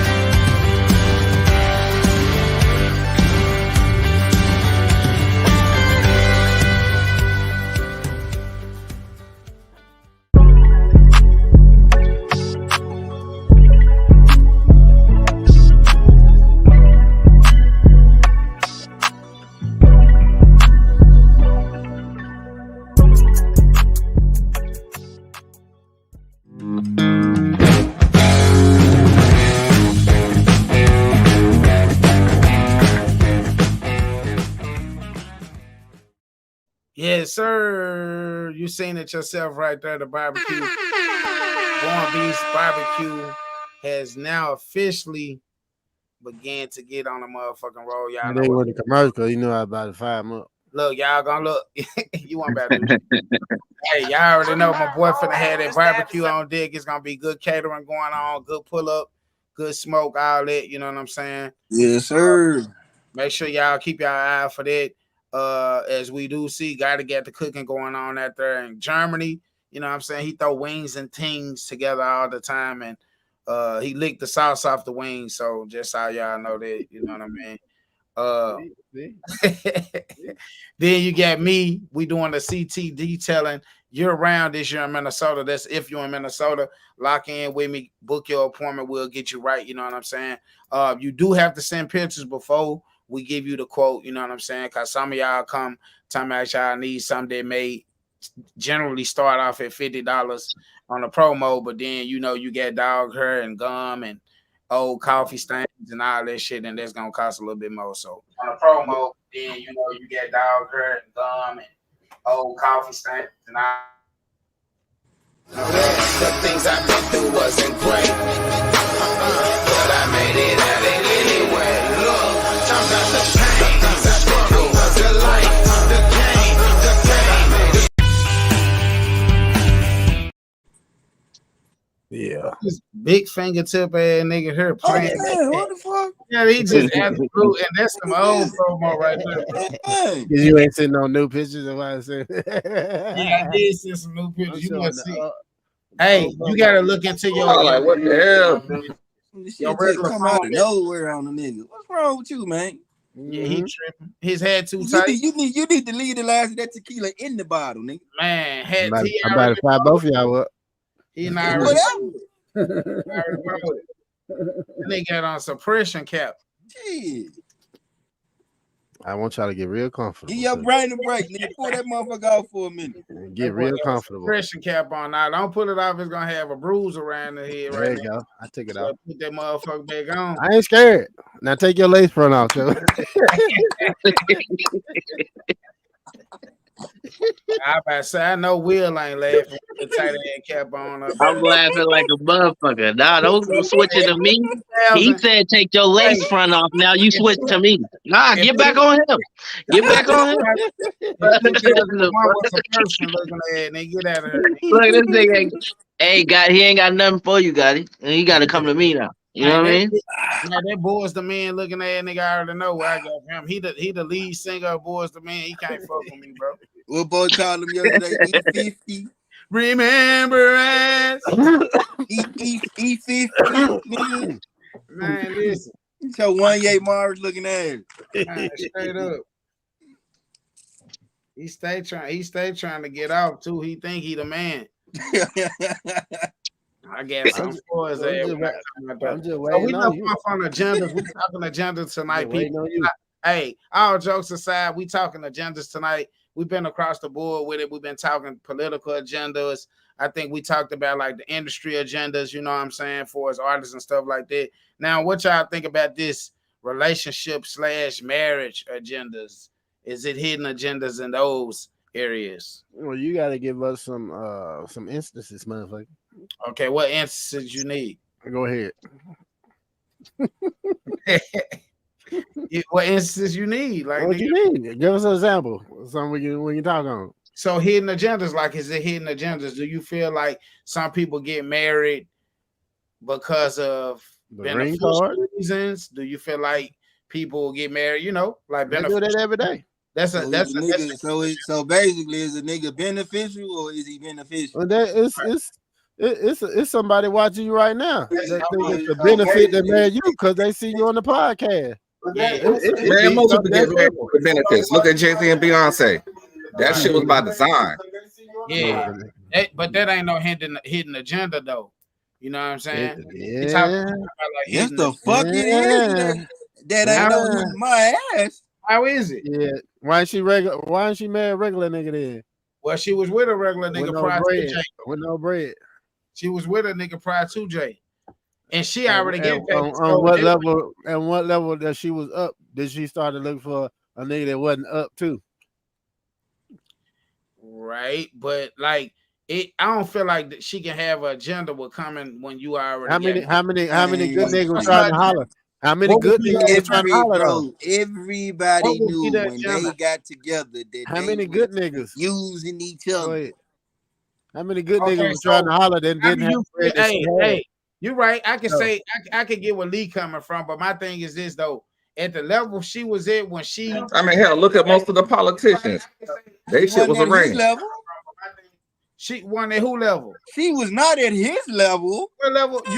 Fuck no. Bro, he wasn't no billionaire, nothing like that then, bro. Bruh, I know exactly what he was when they got together. Okay. And he was the power in the motherfucking power couple. You think so? I know so. You got to look at what her net worth did after they got together. Yeah. And what did his do? His didn't increase neither? His was already going up. He was already making the moves. That's the point. So you said it was an agenda on both sides, though, right? Yeah. For us, we gotta have a trophy. What is you talking about? You know that. You gotta have a trophy. She was the baddest bitch in the game. Yeah. And he the richest nigga in the game. You gotta have the baddest bitch in the game when you the richest nigga in the game. Yeah. That nigga knew where he was going. He had already said fuck Damon Rockefeller, making way bigger moves. Nigga went from president of mother Def Jam to the goddamn chairman of the motherfucking board. Now all of a sudden you got Rock Nation with fucking 10 figures behind that shit. Bro, motherfuckers ain't looking at this shit, bro. Jay-Z sat down with the dude that run LV. And all he had to do was pay a daddy off. And he took the money. Oh, yeah. Niggas don't even know what the fuck LVMH is. Niggas don't even know. You go by Gucci, Prada, Dior, Louis Vuitton. You buying that from one motherfucking family. These you don't, bro. Listen, Jay-Z married who he needed to marry, right? For motherfuckers to look at him how he needed to be looked at to get to where he knew he was going. Right. That was his agenda. Hey, She knew once she hopped on the team, her motherfucking shit goes through the stratosphere. Not only did she know that, he was already there musically. Not only did she know that, her parents was very influential on her. Oh yeah, they was. So she still ain't, to me, a woman that's making 100% her own decision. I believe she learned that. I believe she a true hustler after marrying Jay-Z. I mean, he paying her to stay with him. Have y'all seen that prenup? He pays her every year that she stays. Yeah. Where you think that money going to? I mean, percentage of that money going to mama, daddy. It's you think that's similar to you similar to so in Ike and Tina's situation? You think it was the same beneficial? Come with the ass whoop. My sister got the ass. That's different. Look, rest in peace, son of China. Yeah, it was because they got the ass whoop. That's different. They both had because they both had their own light, but they needed each other to get to that place that they was trying to go. Like you were saying with them, it's a slight difference. It ain't that much when we talking on money levels, like because Jay-Z and them on a different level when it comes to this. Nah, Ike needed Tina. Yeah. They both but they both. Tina was the talent. Tina was the talent. Ike wasn't shit. You think Tina would have blew up had Ike somebody else? Because had Ike been shit, he wouldn't have needed Tina. Ike was not a Jay-Z. Ike wasn't shit. That's this shit. That bro, you talking about chess and checkers? Yeah. No, he might have been a Jay. I mean, just like Joe Jackson needed Mike. Yeah, but Ike might have been way different. Ike was a Jay-Z. Ike was a motherfucking role player. That man wasn't in he was a Jay-Z locally. That man was a motherfucking role player. So they what I'm saying up to him locally. So what I'm saying is this: take Tina without Ike. I'm saying take Tina without Ike. Like you never hear about Ike. Okay, that's what I'm saying. But her getting it engineered and everything by somebody else coming up and being creative like she was. What Tina Turner had, anybody could have did that with. Tina Turner was Tina motherfucking Turner. Her voice came from the church. It didn't come from Ike. Yeah, that shit didn't come from Ike. It came from the church in Nutbush City. You feel me? Not too far from my home. So don't nobody give a fuck about Ike. It probably wouldn't have been Tina Turner. It probably would have been something else. But she would have still been the shit. Come on, devil's advocate, and go on kick this shit. But yeah, she had the bread. I mean, Ike had the bread behind it. Ike could see the talent. That's the only thing. A lot of us have talent, but the right people ain't seeing us with the talent. That's gonna help boost and put us where we need to be. So he played his role. I ain't gonna say he was super influential, but he was influential. But there was 100 Ike Turners, but there was only one Tina. But that's guess what though? That's like what? This what I say to people mainly when they fuck with me, especially on the entertainment side. I am only a step to get you to where you need to be. So at this point where you fucking with me, I'm gonna put you in a certain type of light where people gonna see you and somebody else gonna snatch you up that's above me, and it's gonna keep going. So Ike was a step. So he's not like a Jay-Z. Jay-Z took his own steps to get to where he needs to be. Legit did. Bro, look, see, this is the thing. Jay-Z took similar steps to everybody else in the game that became successful. We be getting this shit twisted like this man just on. Don't get me wrong, I respect his hustle and all of that shit, bro. But at the same time, with that situation with Ike and Tina, it is two different situations. But this is the thing with it. I don't think that it would have been the same if she would have created with a person other than Ike. You know what I'm saying? Like, for us, like what they had together, that whole run that they had together, it's what kind of like was the forefront of her career, regardless of her saying that he needed her, they needed each other equally. I feel like because of that, you know what I'm saying? He was a big part in that shit. Yeah, she could have went other ways, like you said. It was one Tina. She a superstar. She could have went did many other things, but would it been like that? Would it been like what they create together? I don't think so. He had a major role that kind of extended, but he didn't appreciate what he had. That's the difference when you don't appreciate when you don't appreciate that something that's bigger than you. That's what his downfall was. I was just about to say that because first of all, for Ike to have been any more important than he is, in my opinion, then first you gotta be able to surrender to that. She was better. She didn't need you. He couldn't surrender to that. That's why he abused her. So he tried to control. And then you talk about she needed it. Bro, Tina Turner became Tina Turner after she was through with Ike. Yeah, you learned about her. But her shit went through the roof. Right. When she stepped out on that stage by her fucking self with the band behind her. Right. Correct. But everything. So I didn't have shit to do with that. Yes, he did. Because you just said he did though. Up until that point. Hold on. No, the fuck I didn't. Hold on. Okay. So I ain't say shit about it. I introduced you to that world though. I said she was better after Ike. Exactly. So you said she was better after Ike. So when Ike was fucking with her, was she not getting the attention that she got to build her up to where she at? You said she was better after she left Ike. So she fucked with him before. So people paid attention to her because of creation. That they paid attention to her because of who the fuck she was. Okay. What the fuck she sounded like? But you said she didn't. Anybody can play some fucking music, bro. Get the fuck out of here. Anybody can play some fucking music. I can go get you a nigga right now that play better music than most professionals. But you don't know who the fuck he is. Yeah, but Ike gave her that spotlight though. So you do gotta give Ike his credit. Ike didn't give her the spotlight. She earned the spotlight. She created everything that she was from the shit he was tearing down motherfucking daily. Nobody knew who she was before Ike. That's like Whitney Houston. Nobody knew who she was. Hold on. That nigga was a fucking cancer, nigga. If anything, she's a fucking survivor. What he did was breaking her down, made her build back up stronger. I ain't giving Ike no credit for Tina, nigga. Fuck that. So hold on, for this subject, we have to implement the box. Yeah, we have to implement the box. I'll do it. So we're gonna let Jay give his opinion on this topic right here. You gotta go into the box to speak. Go ahead, Jay. I'm through with it.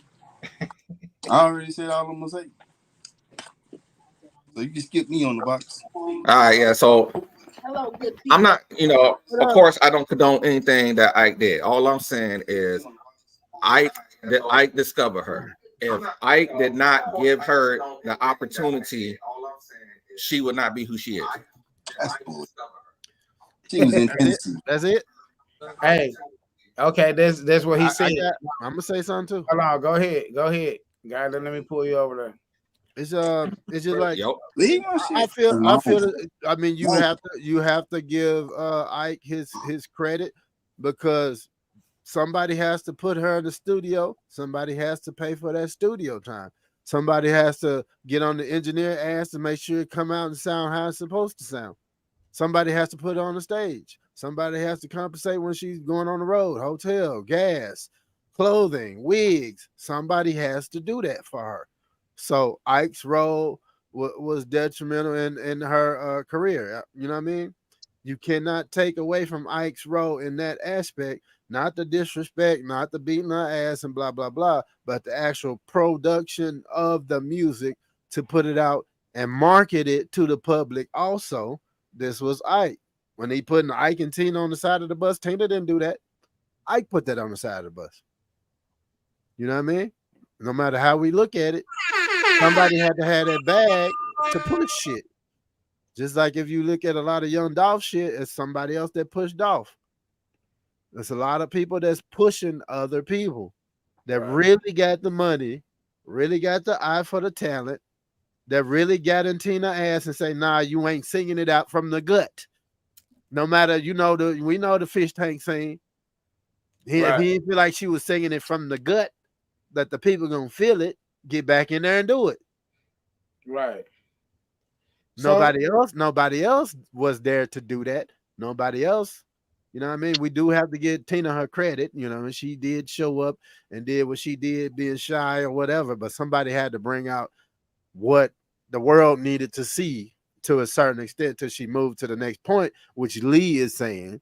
Right. Once somebody else saw her, they saw her from the work that Ike had put into her. She had the talent. Somebody else has to make the talent make sense and bring it out. Right.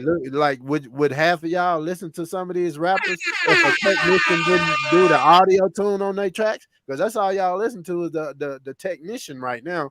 Y'all ain't getting no talent in this era. Y'all getting technician talent.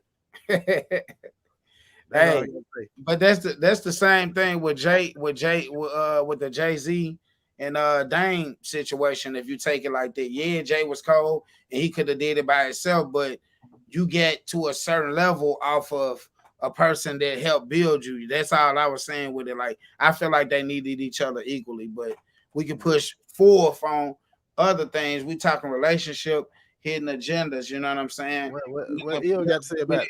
We done went to the industry with it. What's that? What Eel got to say about it? What you got to say, Eel? You quiet over there? You meditating or something?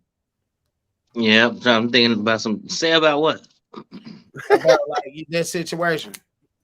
The Tina Turner shit? No, yeah, like not even Tina Turner, just a gender and relationship. Well, just relationship. Yeah, well, I mean, I feel like. Do you feel like it's hidden agendas in relationships?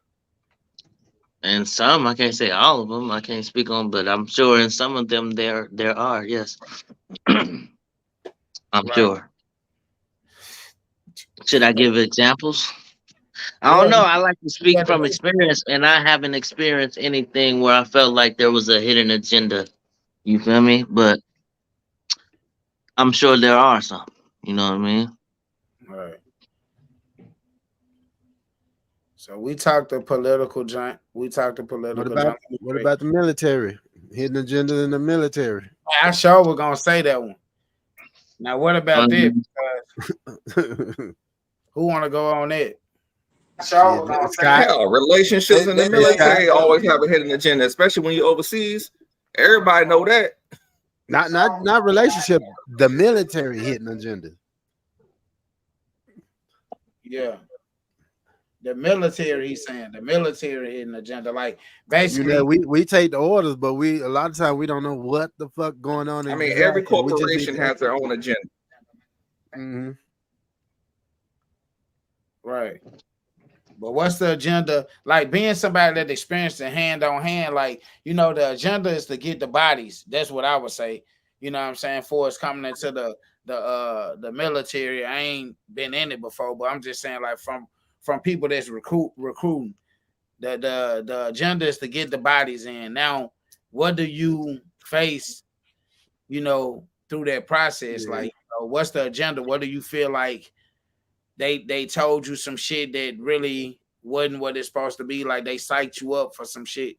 Mm-hmm. And I say, and a lot of time, and then what we've been through where the agenda was to get people out. We've been through that too. Shannon said there's motives. Shannon said there's motives for everything we do in life. So I think motives and hidden agendas is the same thing. I think when you talking about what you said, to get the body, right? Okay, so then that's recruiting, right? Then they lie. Man. Right? They lie. So my recruiter didn't lie to me. My wife said hers didn't lie to her. But I met motherfuckers who got legit bold-faced lied to. Like I got lied to. I knew basic training was gonna be a bitch. I knew all of that shit. I knew I was getting shot at with live rounds before I got there. I knew all that shit. Like my recruiter, he legit didn't lie to me. He was one of them few dudes that was actually trying to help you. He was trying to put the best package together he could to get you what you needed to go where you was trying to go. You know what I'm saying? Now, that's one piece of the puzzle. Now, when you actually be in that motherfucker, that's where the shit become bullshit. Because then everybody got a fucking hidden agenda. The motherfucker to your left and to your right, the motherfucker that's standing in front of you, the motherfucker that's standing behind you. Everybody got a fucking agenda. Yeah. You be hard pressed to find real motherfuckers. Yeah. You know what I'm saying? That's why the niggas on this screen right now that I know from the military, I done knew them for damn near 2 decades. Yep. Because it's that fucking far and few. You know what I'm saying? We would legit talk to motherfuckers and they would want to know everything you know. And then lo and behold, the next thing you know, oh, so-and-so and so-and-so just got discovered for. I'm like, what the? I'm like, bro, I swear to God, I just told that stupid motherfucker that shit about a month ago. Now he in the Finance Co Association motherfucking newspaper for some shit I helped him figure out. And when I say helped him figure out, I mean 80% of it was what the fuck I told him, and 20% was what the fuck he came with. Mm-hmm. Yep. You know, so yeah, bro. I mean, then you got like, I don't even want to talk about that officer shit, bro. I'm not gonna talk about that officer shit. I'm not gonna talk about that officer shit, for real, because I despise that shit, and I despise. No, don't get started on that shit. I despise these garbage ass first sergeants and sergeants major that made it. I despise a lot of that bullshit, especially in our corps, because in our corps, it ain't too many motherfuckers that got there because they deserve to get there. Yeah. It's too many motherfuckers that got there because they knew the motherfucker to call that made the right call. Yeah. That shit is bogus as fuck. Especially when you can walk in any fucking finance office today. Right now, it ain't no soldiers there. And then you go to the finance unit and don't none of the fucking soldiers know finance, including the motherfucker in charge of them. Yeah. I'm through, bro. Right, that's good. Yeah, a lot of us we jailed together because of being genuine people. A lot of, like, from us, we gel together because it's being a man first. Regardless of whenever we put that uniform on, we understand the rules and limitations and what you should not be doing. But it's also being a man first. And being a man first, you can't just disrespect me at no level that I'm at. You need to have a sit down. If you a genuine NCO and enlisted, if I can't have a sit down and talk to you about personal problems that's going to affect my job, then you fucking me over. You know, we fucking each other over. We can't support each other if we ain't genuine first. Now, like he said, there's a group of guys that get together just to fuck you over, just to not give a fuck. Everything by the book ain't a good thing. Sometimes you gotta set the book down. Like, let me actually talk to this person because I know where they come from. Where you from? What city you from? Okay, well, I heard about such and such and such and such. So I knew the environment you grew up in. A lot of our choices is made by that. A lot of our the time we take to make a good decision is based off of where we come from. Mm-hmm. So if I got good leadership that's gonna talk to me and give me a different view, that can come down to earth and talk to me about something, I'm gonna get over faster. I'm gonna be a better person faster. I know somebody got my back above me, and I'm going to compete and I'm going to perform at the highest levels, not only because of where this conversation I had with a real individual. You know what I mean? I'm going to respect your rank and blase. But if you don't respect me as a man and what I'm going through, I might need to leave the military because I don't feel like, you know what I mean, it understands me too. The military will look at you like a number. We'll look at you like a number, but real leaders will look at you like a person. Yeah, right. You know what I mean? And that's all over though. That's like within the job job field too, the workforce in America and shit too. Because speaking on that, they're just so relatable to what I go through on a personal level when it comes to, you know, that shit in jobs. Like it's hidden agenda in jobs. Like you got a person that might work with you that be snooping around and shit, giggling and shit like that. Really he the boss's pit. So you wondering why the boss know about shit that's going on the weekend, which not bad or not nothing. It's just you wonder why the boss know what's going on is because it's a person that they send into monitor or you know what I mean? It's like a third eye type shit. So the snake in the grass. It's like a moderator. The moderator. It's hidden all of it. And if you understand it and you know how to deal with it, you can actually benefit from it. You know what I'm saying? Shannon said, yes, all jobs are like that. Yep. For real. You got a lot of jobs, bro, that like they really be on this hidden agenda shit, but really it's so predictable, bro. Like almost every job, like they corporate people think a certain type of way, bro. And once you done been in the work field so long, you can smell that shit. You can smell when something about to happen. When they about to call you in for a write-up or some shit like that, or you know what I mean? They about to be on your ass about some tedious bullshit.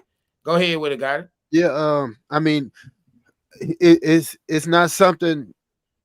Let me say it's taught. Yeah, me studying international business is taught. A lot of things are taught. A false sense of encouragement.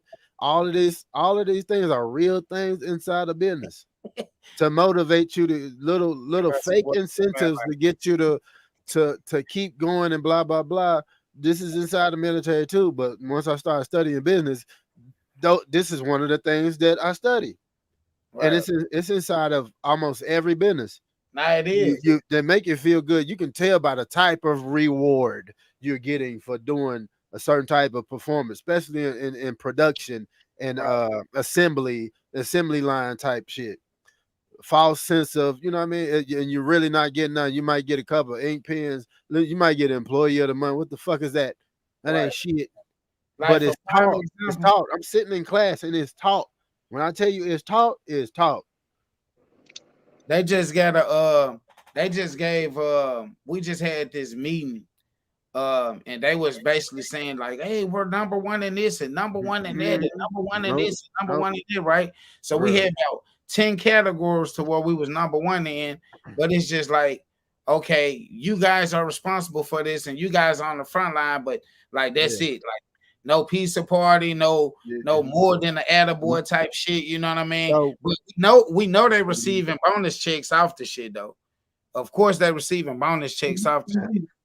And then I mean, even fucking you out of your pension and shit like that. People who about to retire. People who about to. Who the fuck is this? We don't care. People who about to retire. Oh, that was dude at the airport. He watching the pod. What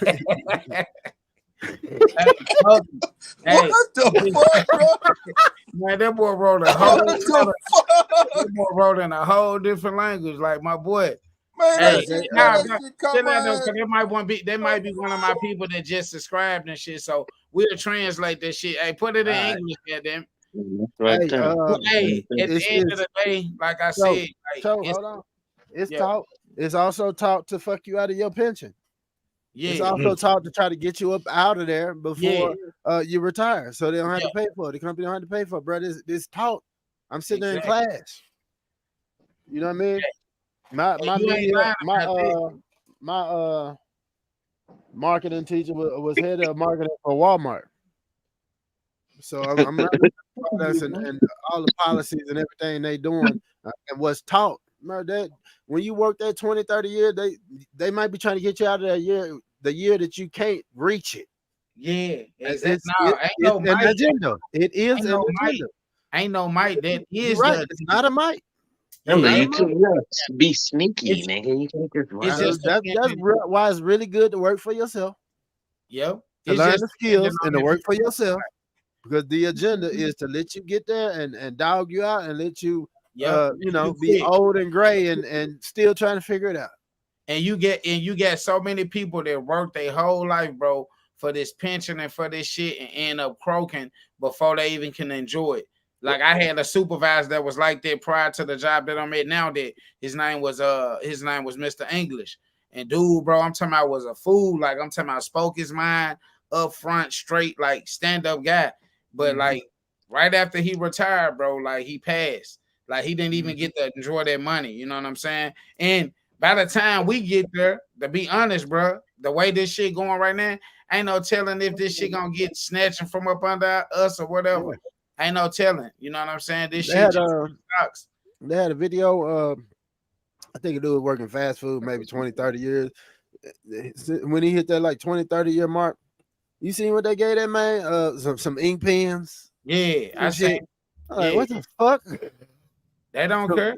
There's some ink pens, a couple coupons or some shit. What did that same guy get off the GoFundMe though? Oh, tell me. You tell me. Hey, if we didn't have social media, would he have got something out to GoFundMe? Nope. Hey, but the GoFundMe, that was good that they hit him. That was a blessing though, right there though.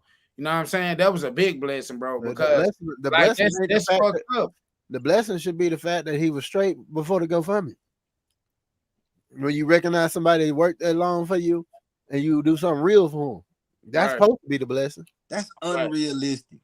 But you got to temper. That's unrealistic. That's why we're talking about hidden agendas. Why didn't the company do a GoFundMe for him if it was like that? You know, like I know that the rest of the world knows. You work in fast food for 30 years.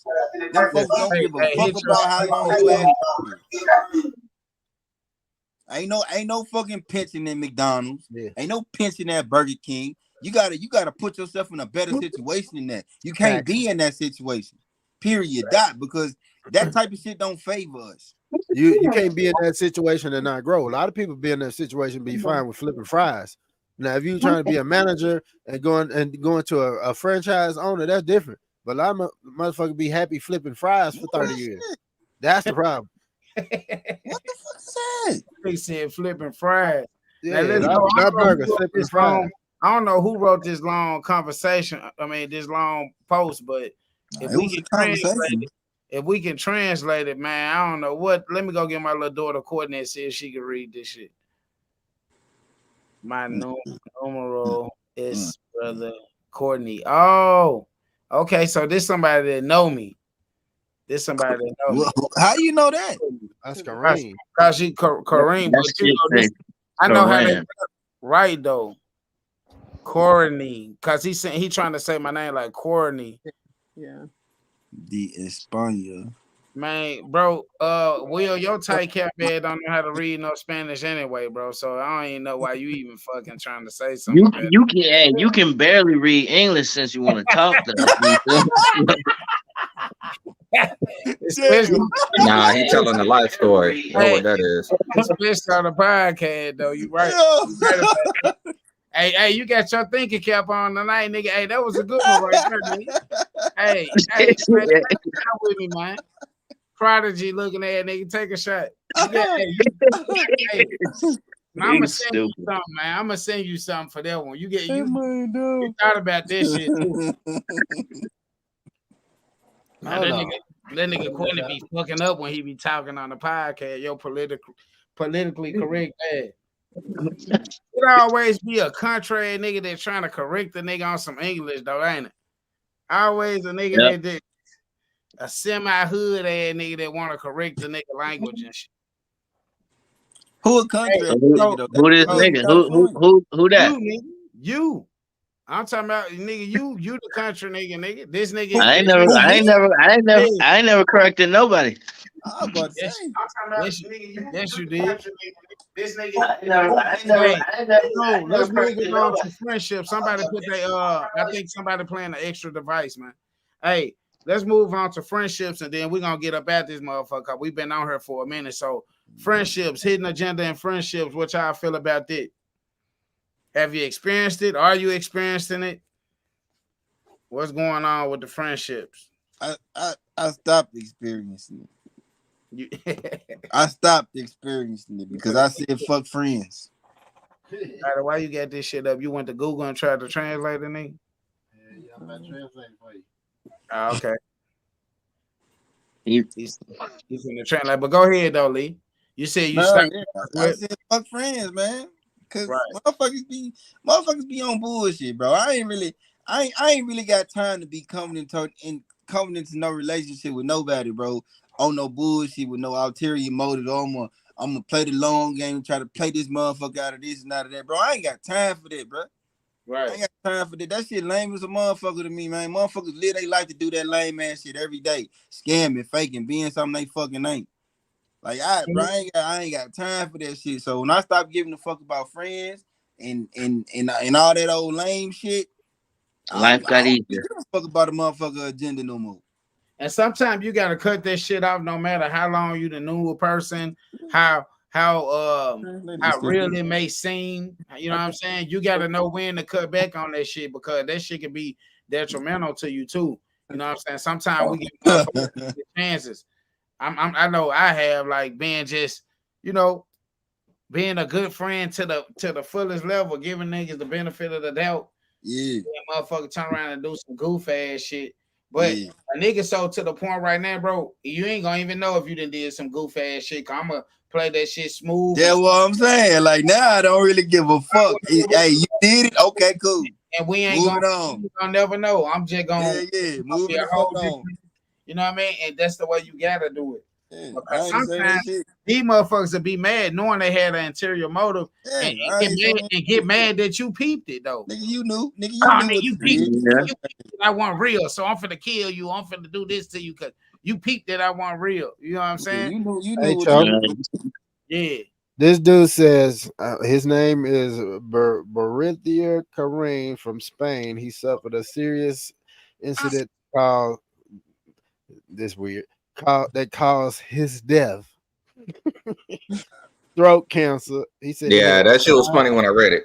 950,000 euros in his bank account at some French bank. He trying to get some money. He wants to know if he is honest, serious, and trustworthy. There's a company that imports car accessories to France.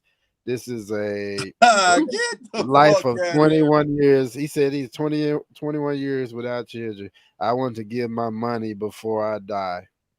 Review. That's one of those scams. Yeah, he want. Yeah, what you want to say? Out of here. We finna block his ass. 950,000 euros. Send it to the cash app. Block his ass, man. Block his ass, bro. He just hopped off in some shit. Block him. Cause I don't like to be playing. See, that was a hidden agenda right there. That's one of the spams. Yeah, it was. I wonder where the fuck he came from. Yeah, block his ass, man. Let me block his ass. Appreciate you for letting us know that you a person that need to be blocked. Appreciate he said, that boy said he died. You letting us know you a fuck, nigga. You know what I mean? This man said he died. He said. So how you tell me you died? I died. He and died. I got some money. I got some money. That nigga died of throat cancer. That's why he typing. He can't talk. You feel me? This shit crazy. See what I'm saying? Hidden agenda zero. We just talking about cross country tricking. Now this nigga trying to pop in this joint on like he finna hit up with something. We finna get they done turned the tables. They quick in one conversation. You know what I'm saying? He gonna be like, send me the bank account. Fuck your shit up. It's gonna be over. Soon cross country tricking, man. Make sure you send them screenshots first. Hey, wire that. Yeah, let me get that. Mm-hmm. These nigga cross country tricking out here, man. This shit getting outrageous, man. Look, motherfucker sending 950,000 from across and he in a coma doing it. Nah, that nigga said he died. That nigga in the grave doing it. What the fuck? He died. How the fuck is you in the grave? That nigga said I died. I'ma send 950. Like, come on, man. Shannon said send the money. She trying to get flown out. Crazy. Yeah, Shannon, you better not go after that. Ain't no telling what that nigga on for that 950. That nigga. You ain't catch that, Joe. That's cool. Nah, you gotta pay that $2,500 fee to get the money first. Now that nigga on life support. Oh yeah, it's gonna be a fee, right? Hell yeah, it's gonna be a fee. Straight up. Who that is? Miss BZ. Oh, Hey, what gentlemen, up, how you Miss doing, B? Miss What up, Miss B? Thanks for joining. Make Illinois sure in you the building. subscribe, like, share. Tell a friend, tell a preacher, tell a deacon, That's the teacher right there. tell a confidant, however you want to do it. Yeah, Miss B, she do her thing. We're gonna have to come up with the episode too for we can have that convo. You know what I'm saying, about what was going on in the school. So I think make sure y'all make sure y'all tune in next week. Joe Cheddar B-Day kickback. Like that. We popping big bottles and sipping and smoking and everything next week. Fuck it. We breaking the law next week. Y'all better come on, show your face now. We ain't don't hop in the comments next week. Come on, show your face, man. I mean, take your bonnet off, get your eyebrows together and stuff like that. Yeah. Hey, y'all can actually bring food on the show too, because I'm probably gonna be doing some fat boy shit next week. So bring y'all food and plates and shit, because I don't want a nigga feeling crazy while I'm eating cake and party wings and shit like that. You know what I mean? We're making party wings. Hey, I just want y'all to know I didn't give a damn. This nigga eating right now While I was eating. Right. I didn't give a fuck. Hey, check out the first 45 episodes. This nigga's eating in the background. Motherfucker, right. Didn't give a fuck then, don't give a fuck now. Get your own, goddamn. Matter of fact, we gotta start doing that too. I think we got like 57 videos, so this probably be episode like logically this would be episode 58 or something like that. 52 weeks in a year, 52 or 54. We got to start putting what, nigga? I mean, just go ahead and count them up and see how many you got. Weeks in a year. 52 episodes. But we don't have 52. We somewhere close. It's 40. We about 40. I'm counting. In 2022, we didn't miss a lot of time, dog. I'm counting video. We still about 50 episodes. Yeah, we didn't miss a lot of time in 2022. 40. Somewhere between 40 and 52. We get there. So we're gonna start posting that within the description and shit coming up and stuff like that, man. You already know what time it is, man. Don't play with us, play with your feet.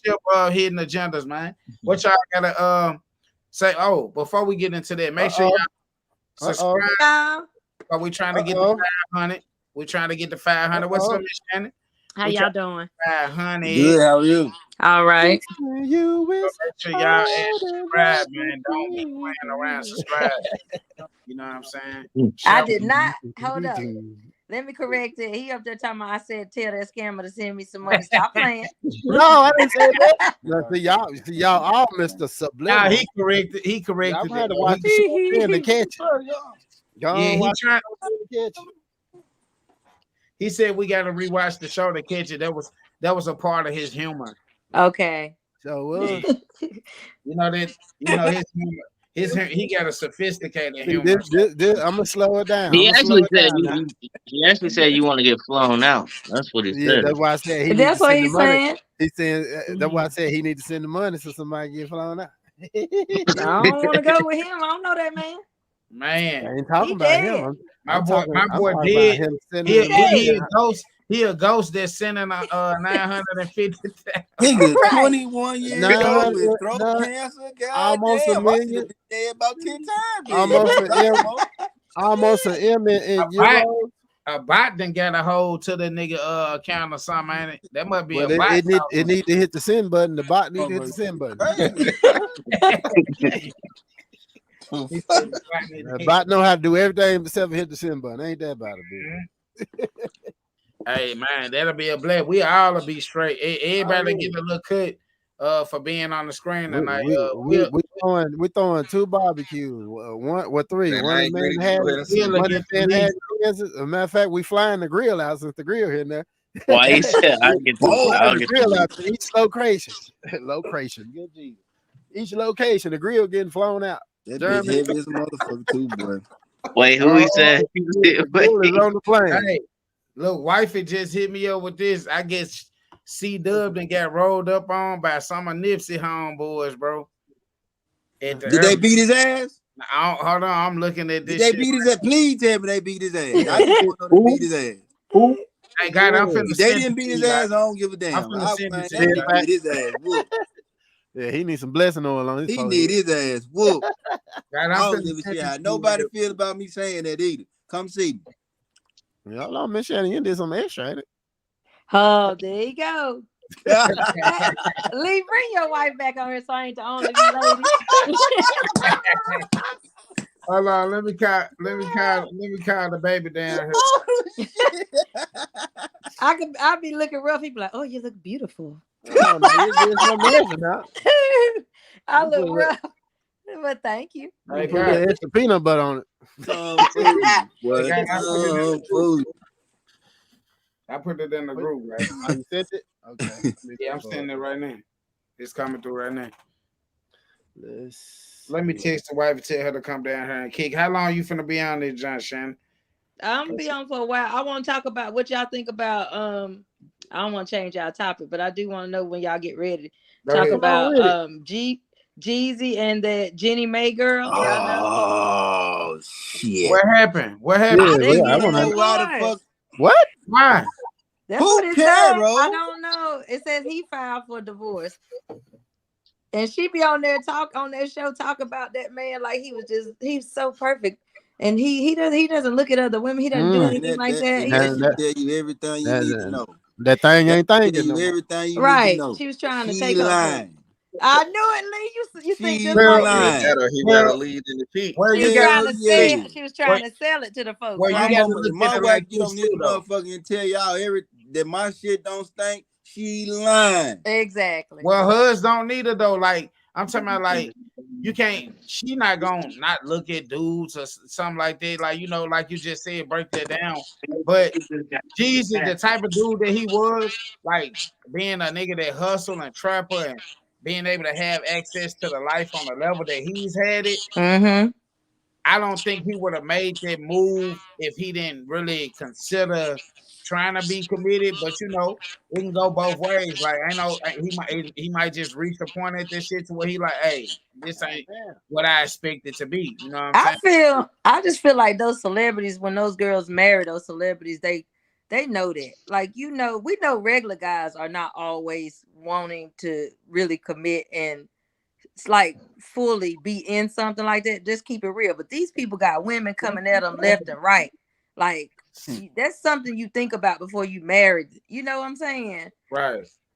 So it's like they getting in it and then they be up there feeling all bad. But you kind of know that with their lifestyle, what they got, the options and a lot of them, they don't know the lifestyle outside of females.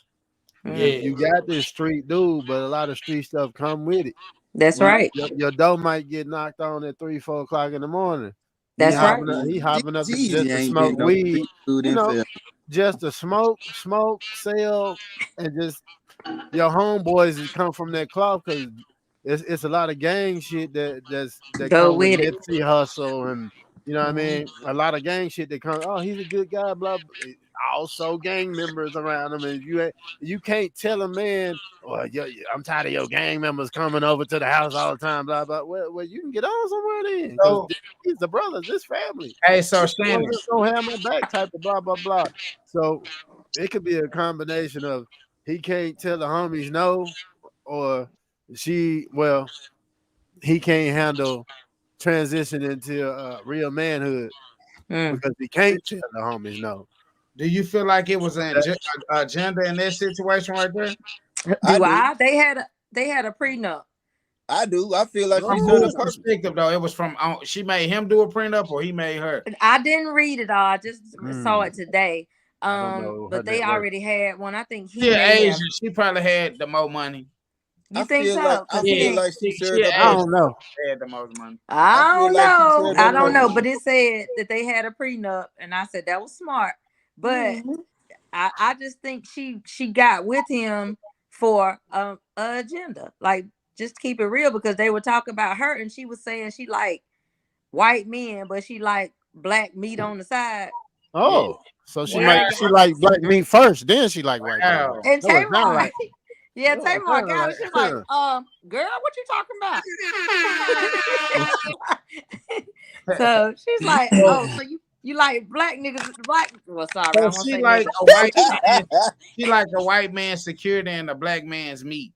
For the side. That's what a lot of girls was do. Like, so you want the side dude to be the black man? A lot of girls do. Like, hey, Jeezy better be getting that cut. He better be first, ass last. You can tell by what she put on the barbecue grill first. She putting a hot dog on the grill out of steak. Well, you know they Asian or something, so they That put motherfucker ain't whatever. putting shit on the grill. She ain't cooking. She putting the kimchi. She got the kimchi on the grill. But like you said, though, That that motherfucker really ain't don't cooking surprise- shit. That really don't surprise me though. That both of them they in two Hey, different. they can fry some chicken now. That Fry motherfucker some that chicken didn't now. surprise me either. I feel They like fry she some just served chicken up purpose. Put that out there. Fry some chicken. Like, They had a can fry baby some chicken. together, right? Didn't they have a baby together?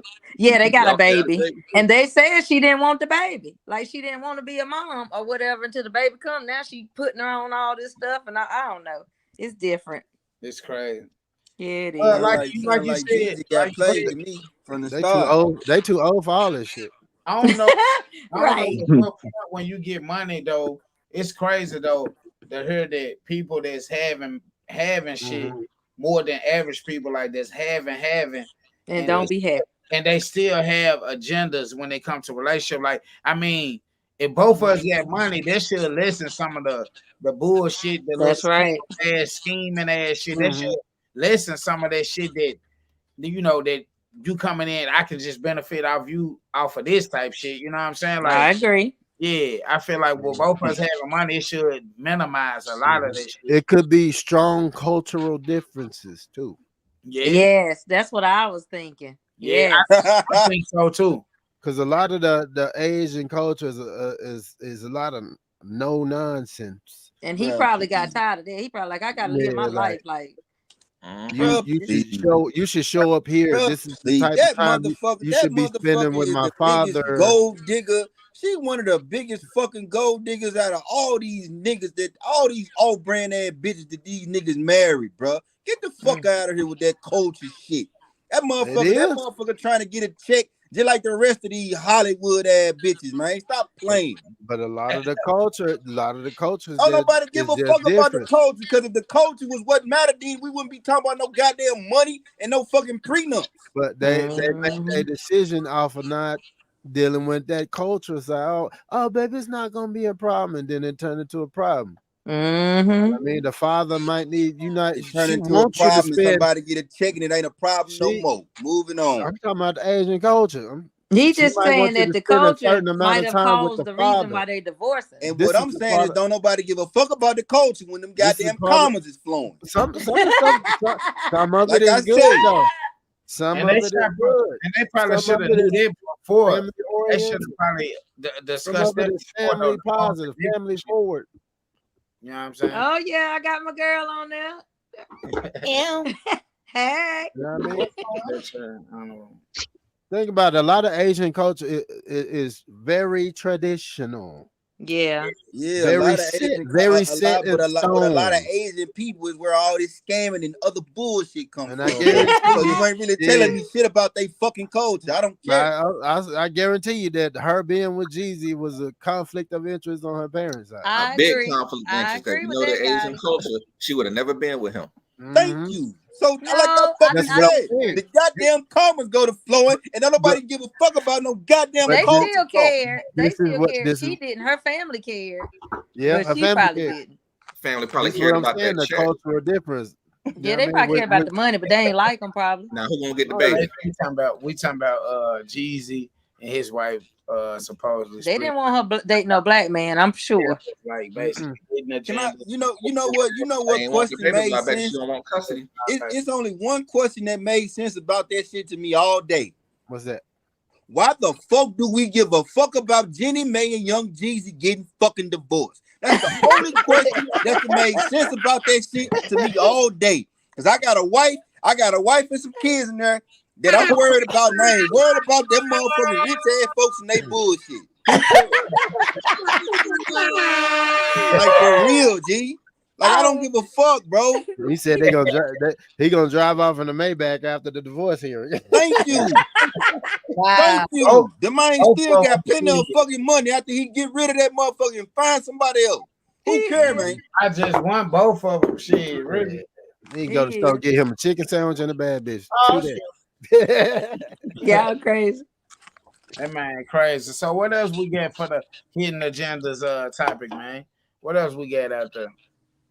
Let's see. That was a good one. Good one We right got there. some shit in hidden agenda now.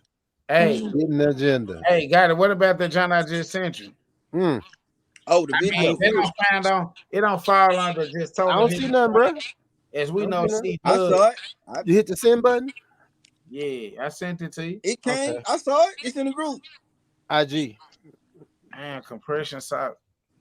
They're going crazy. I'm talking about compression sock. I ain't got no sound on it. What you tell? What he do? I'm talking about compression sock. That nigga I ain't got no sound. You might have to pull up. with the compression. What are y'all mitt. listening to? Which one? Man, what about the damn hidden agenda with all them damn commercials and shit that they be showing now?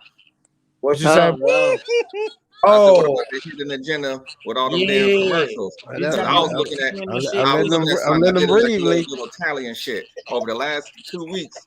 Every freaking commercial I seen about a damn HIV pill started with black men. Oh, here we go. Portrayed as being gay. Hold on. And I never gotta failed. Be on your bed for another hour. No, Hey, He said they being gay. Side question on that, Jay. Side question on that. Why is what's the name sitting there like a old album cover? Ill Will sitting there like an old album cover. Oh, he's trying to go platinum. All I gotta do is lean back a little bit more. Lean back a little bit more. Put the title on there. Can we talk? Can we talk? I really did think that was an album cover. Damn. Oh, you gotta come back. That was funny. That was funny. Put the text on there. Can we talk? Can we talk for a minute? Damn, you get caught slipping. You know that shit was funny. That's why you laughing, nigga. You get caught slipping. Damn. Not funny. Back to Jay. Back to Jay. Go ahead, Jay. Nah, I was saying like what's up with that? It's like I'm sitting there looking at like the last couple of weeks, every single commercial about that HIV pill started off with black guys and they portray them as gay. Like what are they trying to say here? Last couple years? It's a gender. Last couple years? You Man, taking you know, I watch TV like that, but I actually started paying attention to that shit. Yeah, I promise you, that nigga with the dreads, talking about that goddamn HIV pill, been on that motherfucker for a minute, boy. And why they happy? They happy as hell. We don't watch TV like that either. But I know for a fact that it's been a couple years because I will never forget that nigga had the prettiest dreads I've ever seen on a man or a woman in my fucking life. And why he got happy AIDS? And that shit ain't hidden. It's thrown right in your face. That shit ain't hidden. Bro, like smiling, going to work like, on this time. nigga got AIDS. This nigga skin clearer than mine. You know what? I think there's two hidden agendas with that one. One thing you looking at is a black man representing a person running around carrying AIDS and him being gay is what you're saying, right? But the other image is also y'all lock people up for the same thing y'all promoting, which is you're giving him a pill to hide him having it and still being able to have protection. What type of stuff is that? Right. So you take this pill, it hides that you have it because it don't show, but at the same time, you have it. What's the difference from a nigga not telling a woman and giving it to her? I'm trying to understand. Ain't no goddamn difference. What doctor said that? I need him to answer that one. It ain't no motherfucking difference. Dr. Sebi, he might pop up. You know, the dude just popped up from the grave. Somehow giving we had a dude pop up on her talking about some crazy shit. I said, that nigga said, I'm dead. I got 900,000, but I'm dead. I'm looking for somewhere. I said, what type of ghost shit is this? 21 years old with throat cancer. Yeah, I died and I got my money. I'm looking for when you start smoking cigarettes, then if you, that's what I'm saying. That nigga started smoking when he was 2. Fresh out the womb, bitch. Bad me a Newport. Fuck you, mean? Hey, but you're right about that though, Jay. Like it is like, and that's been happening for a minute. And that's the same thing. He got throat cancer because he had his mouth on the dude with the dread. It's the same thing in the cartoon too. The cartoon. Yeah, they push cartoons and everything. They got his settlement. They got his settlement. Y'all crazy.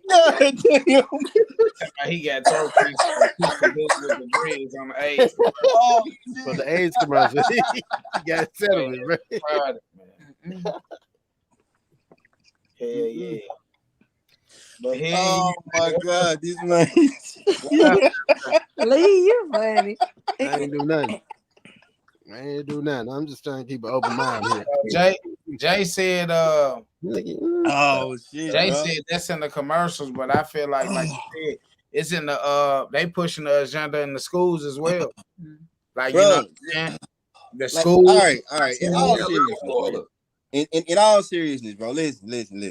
This is just another one of them things that's part of the design, bro. Like it's like Sheena said, bro. Like you want two things that come out of that commercial: gay black men with AIDS. Nigga, that's bro. Them two of the worst fucking things to be for real, because the agenda is to take responsibility, accountability, and masculine loyalty and all of that shit from us and make us lawless motherfuckers that run around here, make kids and run the fuck away and be the opposite of every fucking thing that we actually are.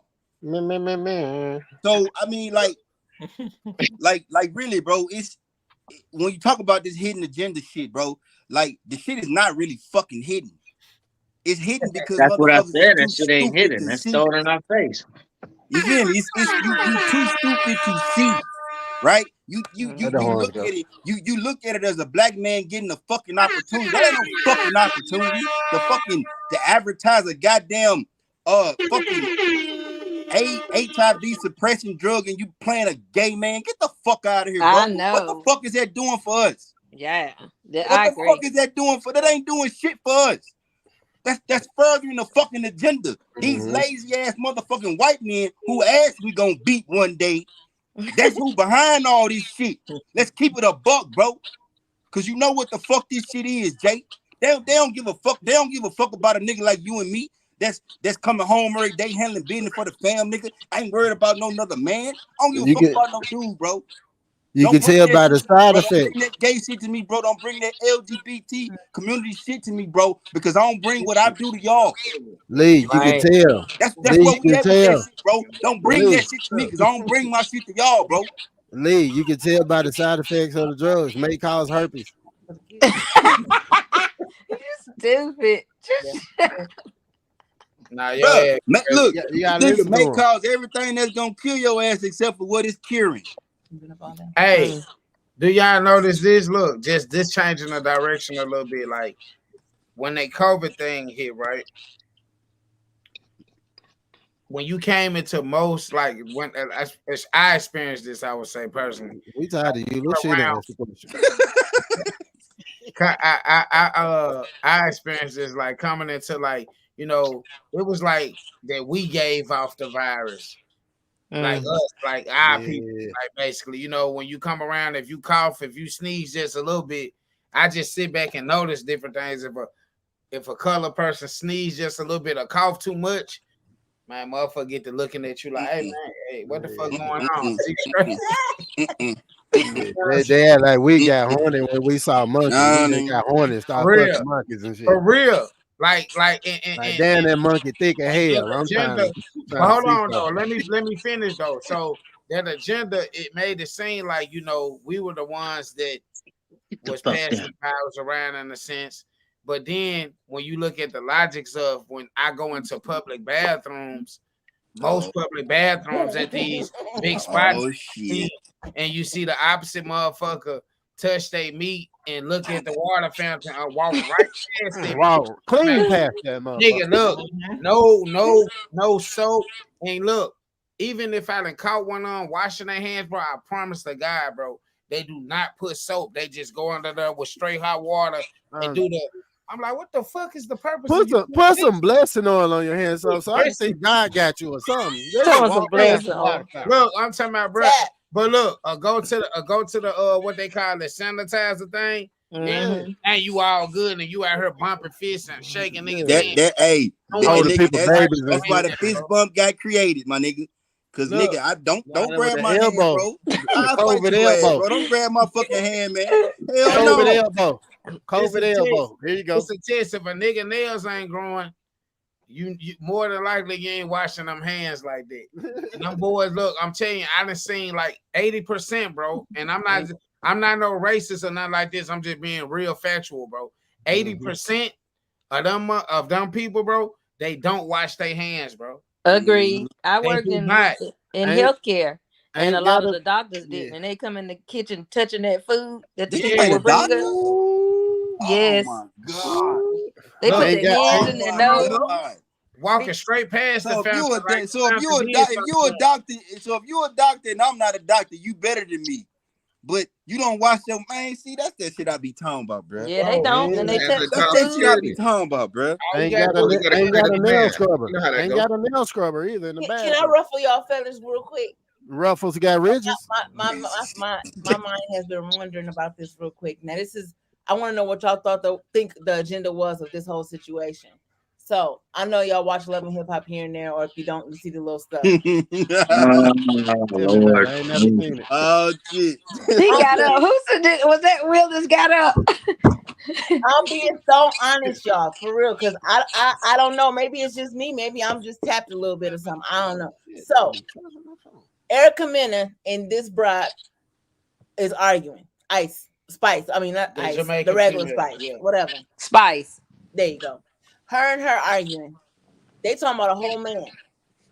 A man that Erica thinks that you, Spice, her friend, is either humping on or really want to hump on because you're making it obvious with the stuff that you're doing that's going beyond friendship zone. Okay.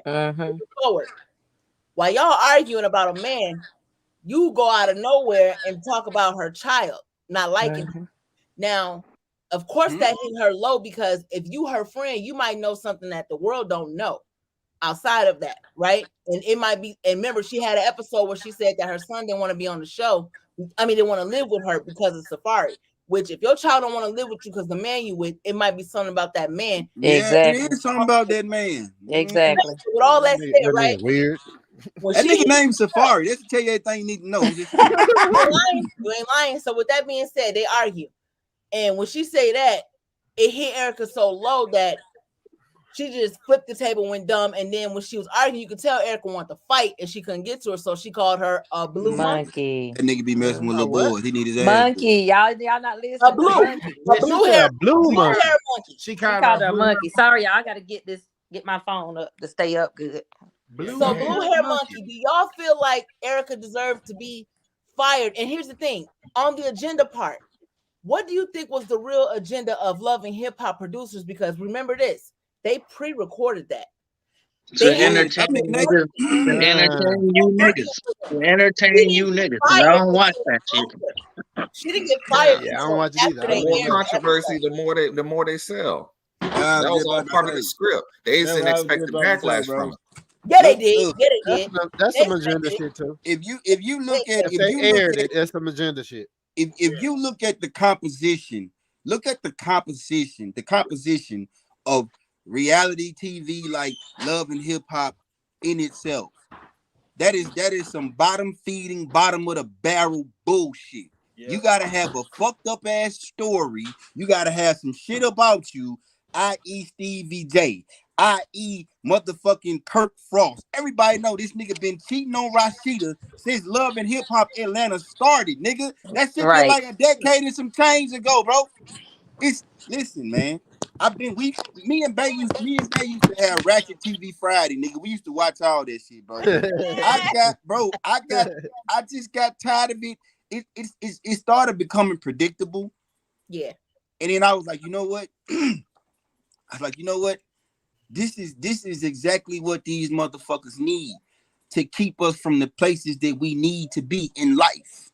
So is to be able to refer to bullshit like this. So did she deserve to be fired? And old girl no consequences? And hold on, Yeah, she deserves to be fired though. You can't go to calling nobody no fucking racial shit. Like that's a whole different ball game. If you look at yourself like that, I've seen white people that look like monkeys. I've seen green people Asian people that look like monkeys. I've seen many people that look like a monkey. And I didn't call a person a monkey many a times when I'm mad. In my opinion, it was more about Safari and the little boy than it was about anything else. In all honesty, that she didn't get mad until that happened. So what are you hiding? What happened in reality that you're trying to hide on reality TV? It ain't that she's trying to hide. It's the fact of that they're putting us against each other. They want us to argue. They want to show. We can do that. We've been friends. That's like me knowing the deepest secrets about you, right? Baby, right? The monkey thing. Me and you know the deepest things about each other. I can go into stuff. You got children too. I can say some stuff I know about you and your kids. But we're gonna hit low on this area and get them what they want for the little check. But we ain't gonna do all that because we better than that in my brain. That shit lame though. You ain't got no storyline. So you come over here to the left and throw my child, which is something that's in real life. Yeah. Something that'll hurt me versus some bullshit that we talking about a nigga that hurt me or whatever the case is. So at that point, you went low. I took it to hell. Basically, at that point. She should have been fired for that shit though. That shit lame though. And to hell with that show too. To hell with that show too. I hate that show. That show represents every bit of that shit. I just saw that preview. I've never seen that shit, man. That show represents our be blessed. That show never seen that shit in a versus way. Bro, in a versus way. It's horrible. To me, something like that represents the main reason why I normally don't be talking to black women. That's all they show to represent the black woman. Hey, you about to get fired, shot up, and some more stuff. I want right. Hey, but did y'all see the medical? Make me out the plastic, make it brand new. Did y'all seen the marriage to medicine too? Though it's still it's on the same line of things. Like you got these top echelon type of people that's supposed to be in different positions and bosses and showing good example for the young ladies, but you got doctors acting like Sexy Red. I swear to God, doctors. You ain't seen that shit. No. They got a reality show out. No. I mean, why we I'm saying now for a whole different reason. At the end of the day, they still people. Why, Lee? That's true. Because, bro, what you telling me is you work this hard to become that, to get them credentials, to get these folks to call you doctor, and then you on reality TV acting a fucking idiot, man. Like, come on now. I understand. Listen, here's what I understand. You got to make money because money is the way we survive. Right. But at what point does the money, does who you are, your character, become something that you just are not willing to compromise on? There you go. That's what I'm saying. Because like this shit, bro, I look at all this reality TV bullshit, and you talking about doctors, and you talking about lawyers, and you talking about politicians, and most of them look like us. That would be fucking me. Like, bro, So I'm a fucking doctor, man. Get the fuck out of my face with a fucking camera talking about some VH1. I'll smack the shit out of you. So I'm finna go to my office and see these patients. Get the fuck out of my face. Like, but that's my character though, bro. So like, they attack these weak-minded motherfuckers because it don't matter how fucking smart you are. You a weak-minded motherfucker, you gonna go for whatever. So would you say, Lee, that the agenda in all of that is to say that whether they are top of the pay scale or low to the bottom, this is just who they are? Yo, it's all to take us. It's all to keep us lower. You have to create an environment where we are inferior. How do you do that? You do that by giving the media a whole bunch of stupid ass bullshit to talk about.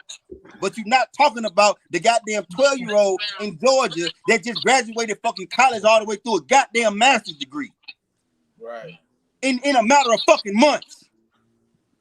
Took test after test after test till motherfuckers put his 12-year-old ass name on a motherfucking master's degree.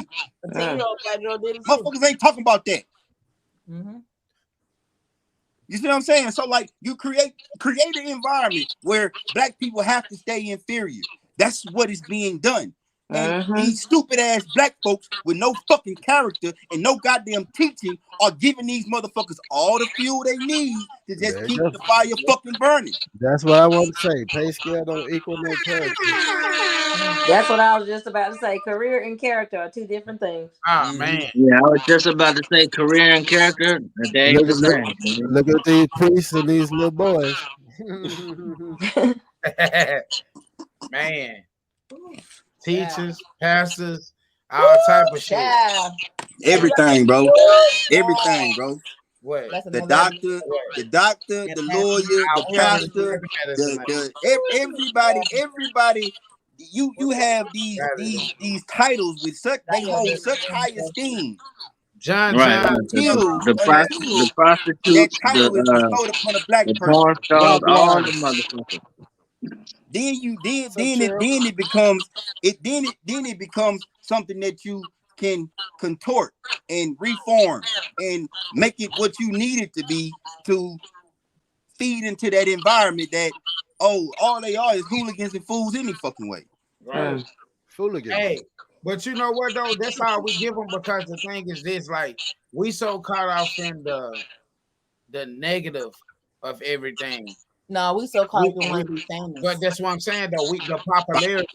The popularity. We caught off in the going viral. You know what I'm saying? Yeah, exactly. Yep, that bullshit. Which is fame, exactly. and popularity. You know what I'm saying? It all revolves around money, y'all. Yeah. Some of us, which most of us don't have. So that's an agenda too, though. Like Lee said, though, how far are we willing to throw ourselves out there for a couple dollars? So you're willing to sell your soul for some They are.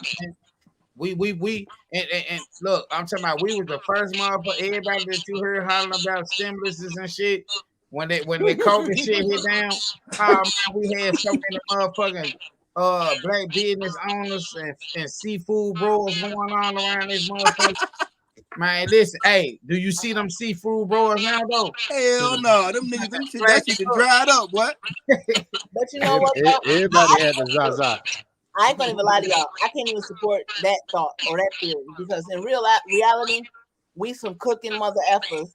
We some hands-on. We can come up with the best of the best, but we don't support each other enough for that stuff to happen. And not gonna happen. Even though we might have been the most ones out of anybody picked up on that bull crap, don't mean that wasn't them out there with that foolishness getting picked up too. They just got more supporters and they know how to. They got better gifted dab than we do when it comes to that scheming shit.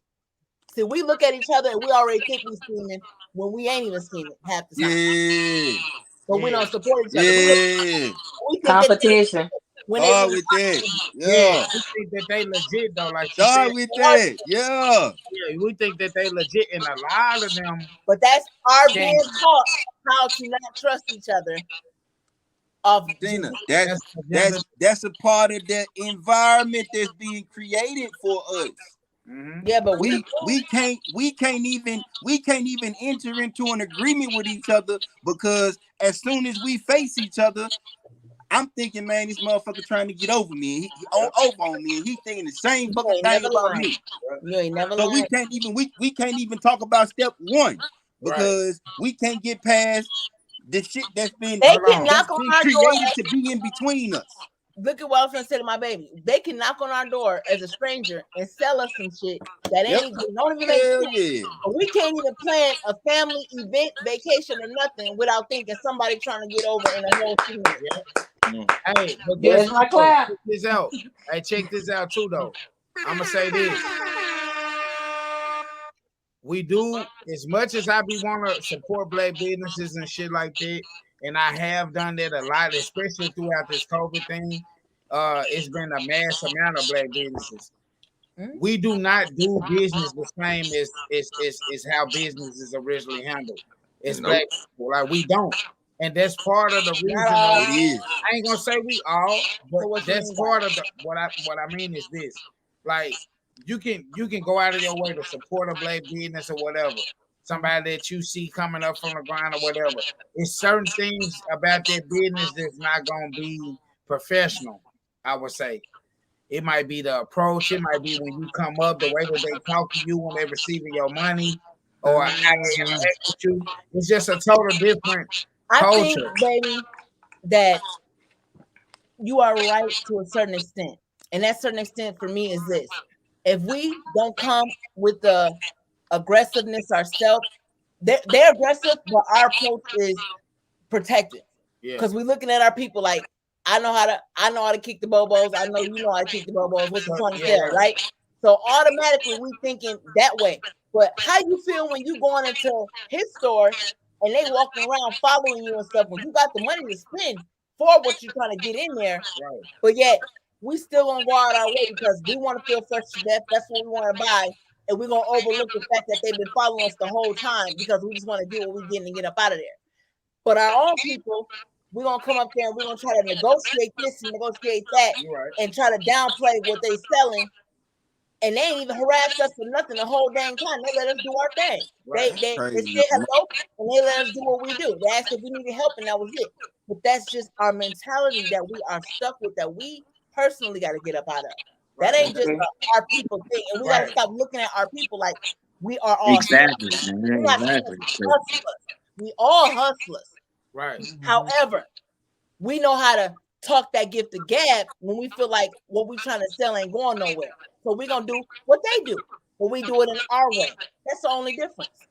Well, and we know each other way, so it come off like, I already know what you want. But when they come, it's, oh, yeah, well, yeah, I hear you.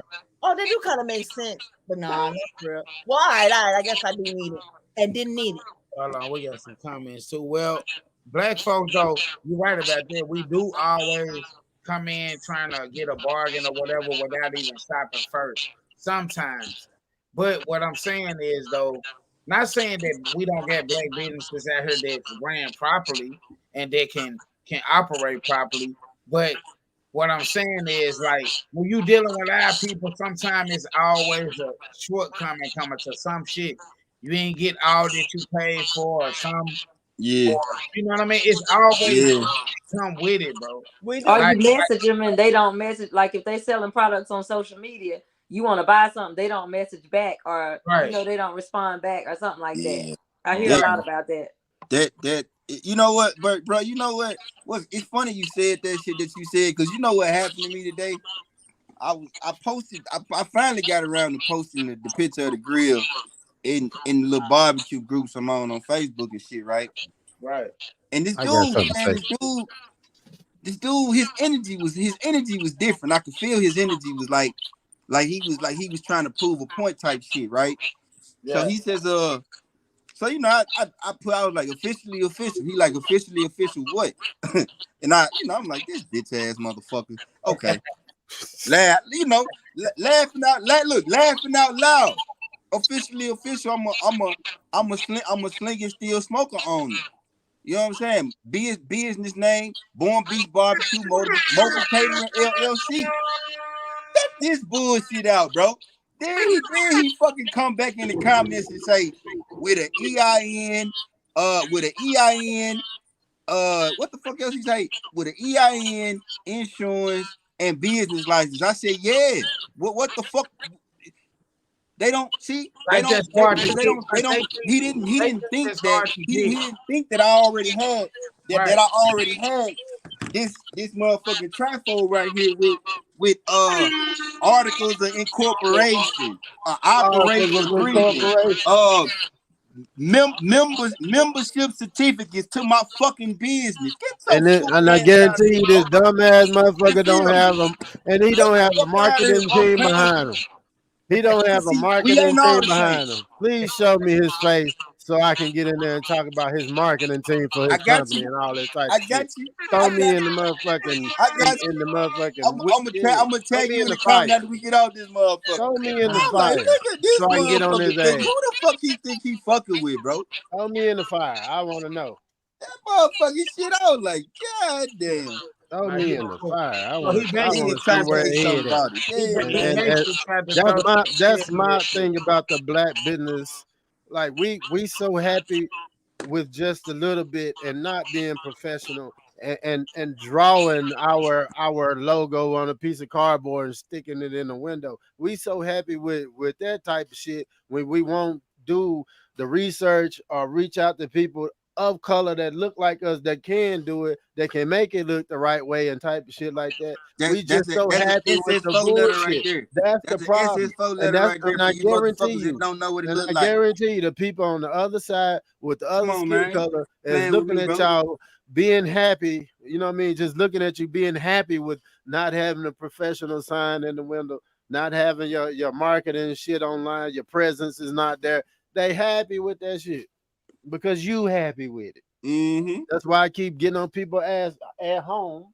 That's why I do flyers for people at home. Like, man, y'all happy with bullshit. It's cool to be happy with it, but when do you want to look professional? It's When do cool you when want they to do move it. professional? When I It's do cool to, it's cool to be able to do it, but I'm tired of seeing y'all drawing y'all menu in crayons. And writing your hot dogs out, can't spell hot dog. Yeah, I'm tired of seeing that. We But having we mac happy and with cheese that. and can't smell the mac and cheese. Yeah. That's Motherfucker can't spell crazy. macaroni. Let everything represent the product that you serving. I Right. agree. Right. That's real talk. For what you said, sis, about black people not responding to like emails and stuff, I agree that do be foolishness, but these folks do the same thing. They do. They show the fuck do. But I know, They show the fuck do because I can damn sure tell you how they did about my motherfucking grill. This is one thing I give to us. Shit, I can damn sure tell you how they do He about my hot about that motherfucking thing, grill. y'all. And these This was is not one no thing I black get dudes that about made us, my though, shit either. With us, sis, about not answering emails, I kind of look at little stuff like this. I put this in perspective because I got to give my people the benefit of the doubt. I'm sorry. And what I say is this. We try to be so entrepreneurs and all this other stuff and do it our own self. We can't do but so much. So many of the middlemen that we overwhelm ourselves. Yeah, I agree with that. I think a lot of that got comes this from going, and then now we got this stacked to the top, and we still trying to live this other stuff, this other life, and do what we got to do. That we missing this and missing that. We need help. Well, we need help. But now we don't even trust people to come help us because we don't know who to trust. You know, there's my clap. So Go, girl. we're trying to ignore. It's just folks be getting lost in the sauce sometimes, and that's a problem too. Trying to do a little too much. And then But when you get, and not then when having you, people to trust to do it with too, though. That's right. and when you getting that, when you getting that email, where is it going? Is it going to a professional looking email address, or is it going to kittycat1992 gmail.com? That matter too. That's the other part of it. Like, and you might text what me, the and I fuck do swear the to email now, address even look like? Because if it God, don't, You know what they gonna say? I ain't sending an email no way. I've been had this same email since high school. So That don't what- matter now. I look at your text. That don't matter now. Down, I responded, and then come back to it later and be like, "Oh damn, I thought I sent that," and didn't even send it. I'm telling you, it's that busy. It gets serious. Yep. We all have ups and downs, especially when they come to the business. Like she said, like, you know, having everything together, business name and stuff like that, and then like we talk about all the time. Like you can have something established, but then you working yourself, so you don't have time to check emails. You know what I'm saying? That's where you need an administrative secretary or something like that. A media marketing manager. Yeah, to where their business is handled outside of you doing the operation. You know what I'm saying? Because they can give your business a good or bad review. Like point blank, like a person don't give a fuck about you did what's supposed to be done, but this happened in the process of you doing what's supposed to be done. You know what I mean? Yeah. So I mean, it's just as simple as this, bro. if you are a business owner, you have to know the difference between working on your business and working in your business. Right. If you working on your business, you building everything around what your business do. Coming from Chef Lee.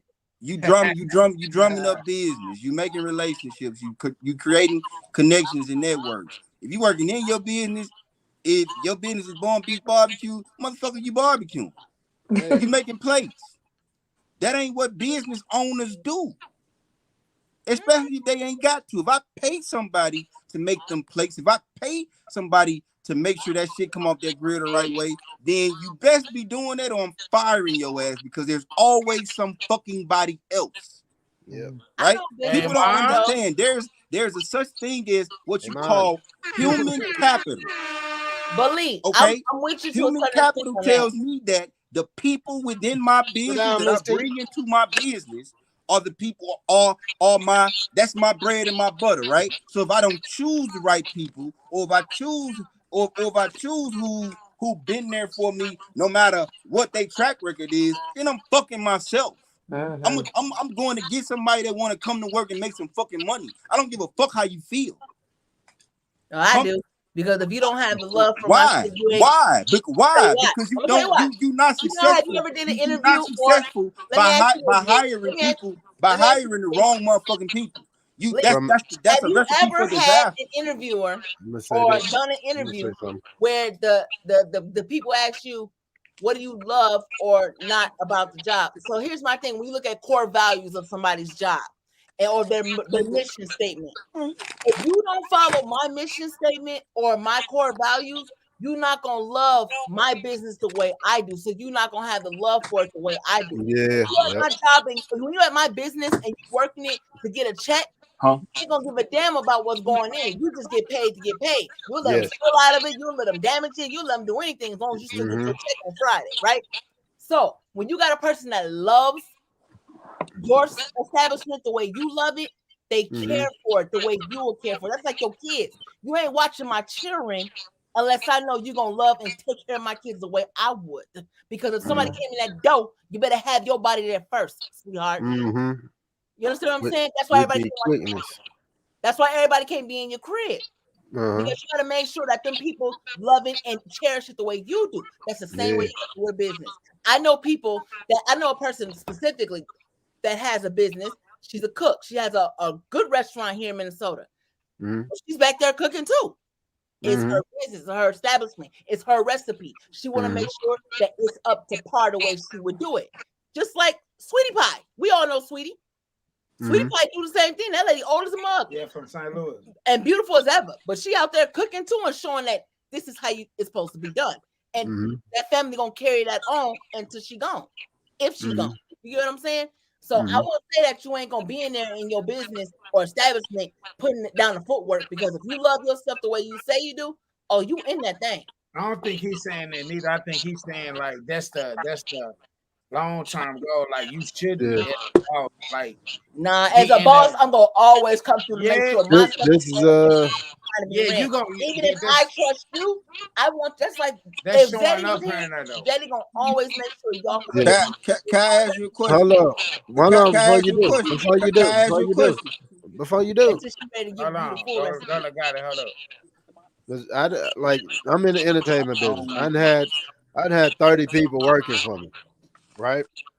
But out of the 30, I'm also having classes. Like I'm doing entertainment business, showing you how to do whatever we do when we go throw our events and shit like that. But I also have days where we holding conferences on learning the part of the entertainment business, how to negotiate deals and stuff like that too. So not only are you coming with me while I'm doing this, I'm negotiating the deals with the club owners, blase, but I'm stepping back and I'm having meetings with new club owners, negotiating events and blase. I'm making them do it, but you have to sit in the class first. Some people just be with you just for the fame and just to be there, just to enjoy the benefits. And some people that really want to learn, they stand out. You know what I mean? So I got people in business meeting. I'm acting like I work for them. I'm sitting back and they looking at me like, because we already done had that face-to-face, we done had that class on how to negotiate and put your price up and make them really come down to your real price. because of how you market your shit. I do that with people who work for me. You know what I mean? So those are the people who have a passion for what, like you. Nobody's ever gonna have the passion for what you got going on besides you. There's gonna be the few that have a percentage of that passion for a season. For a season. You know what I mean? So I understand, like I hear what she's saying. That's kind of like what I've seen, what I've grown in my own business and seen that happen.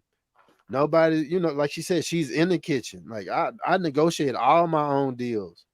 I'm behind the scenes. I'm in the office at the club while the crew is getting drunk because they know they role is, hey, bro, I know how to dance and that shit is gonna entertain the ladies, or I look good and I'm pouring shots for the guys, and they know their roles inside of the business. But a lot of people just don't have the passion for the complete business to help you grow and stick with you. They don't. Right about that though. Hey, shit, we've been in it for a minute, man. You know, hitting agendas, man. You know, this is what it is. You know, we done talked about everything. You've been quiet tonight, bro. Yeah, man. We're gonna need your head to stay off the screen. Just be in the comments next time if you gonna be shy and shit, bro. That's the poser. Yeah, the nigga that posing like he got a R&B album coming out. That's B2K, though. Let him be. Let him be great. My nigga, B2K. When that album come out, G. I ain't the only one. This nigga Jake call out everybody else. Jake quiet too, nigga. Wait, I've been up in there. There go that equal opportunity ass nigga. Call out everybody, nigga. Get your ass out of here, nigga. Nigga called you out. Shit, I'm listening. He said he's Jacquees' big brother. Taking notes and shit. There you go again. I feel you. That nigga just rambling. I'm like, okay. What you want me to say? What you want me to say? Shit. People coming on the show and then taking. Hey, nah, they were scared to talk about that. Y'all didn't talk about folks coming to the show, watching the show, and then once they get an episode, running with the Man, team. we just talked about that shit. We talked about that shit for 2 weeks. I talk about it. Talk about it. 2 weeks.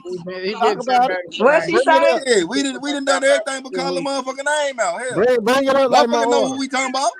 What she say? I missed it. I don't know these folks' names, but respectfully, whether they heard or not, this is just being me. And talk to me if you want to.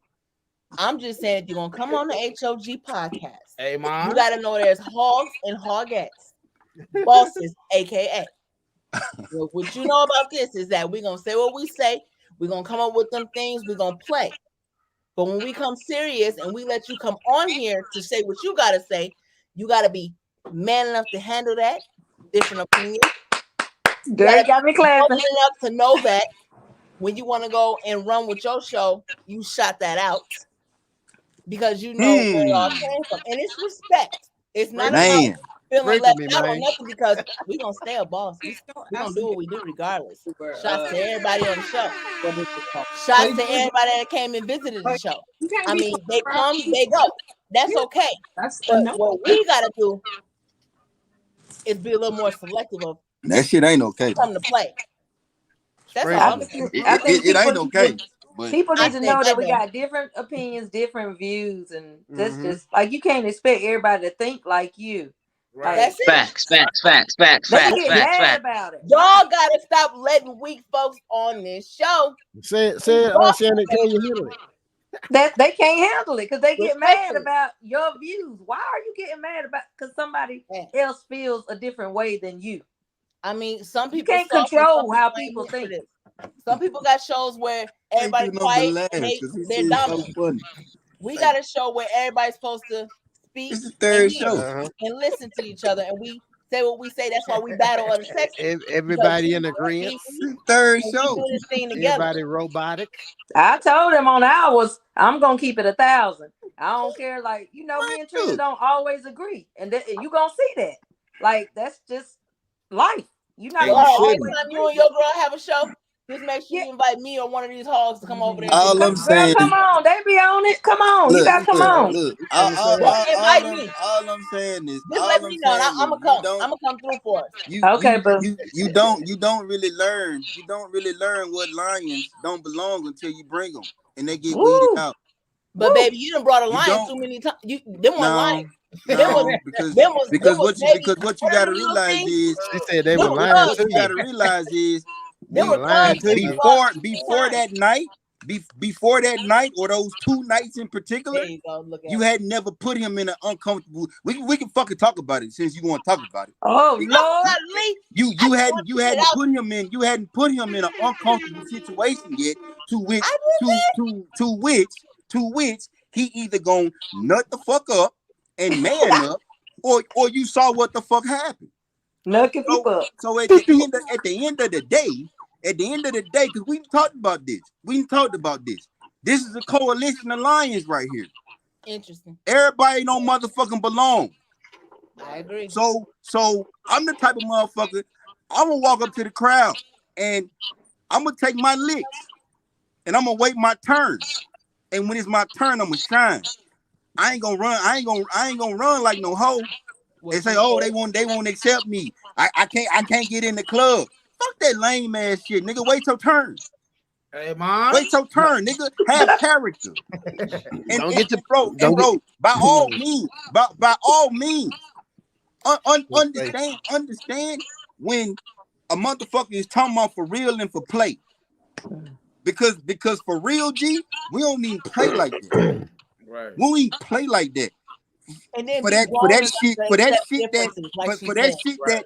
that this shit started from, we don't even play like that. You feel me? Like we don't even play like that. Like ain't no nigga in the H.O.G Podcast on this shit right here. No bitch ass nigga like that, bro. That's all I got to say about that shit. Yeah, we ain't spending no time untangling our panties on the podcast. You feel me? Hey, I'll take the panties. Well, let's take a shot to that. hey, look, Look, I'm about out of my league. PPP. y'all know what time it is. Look.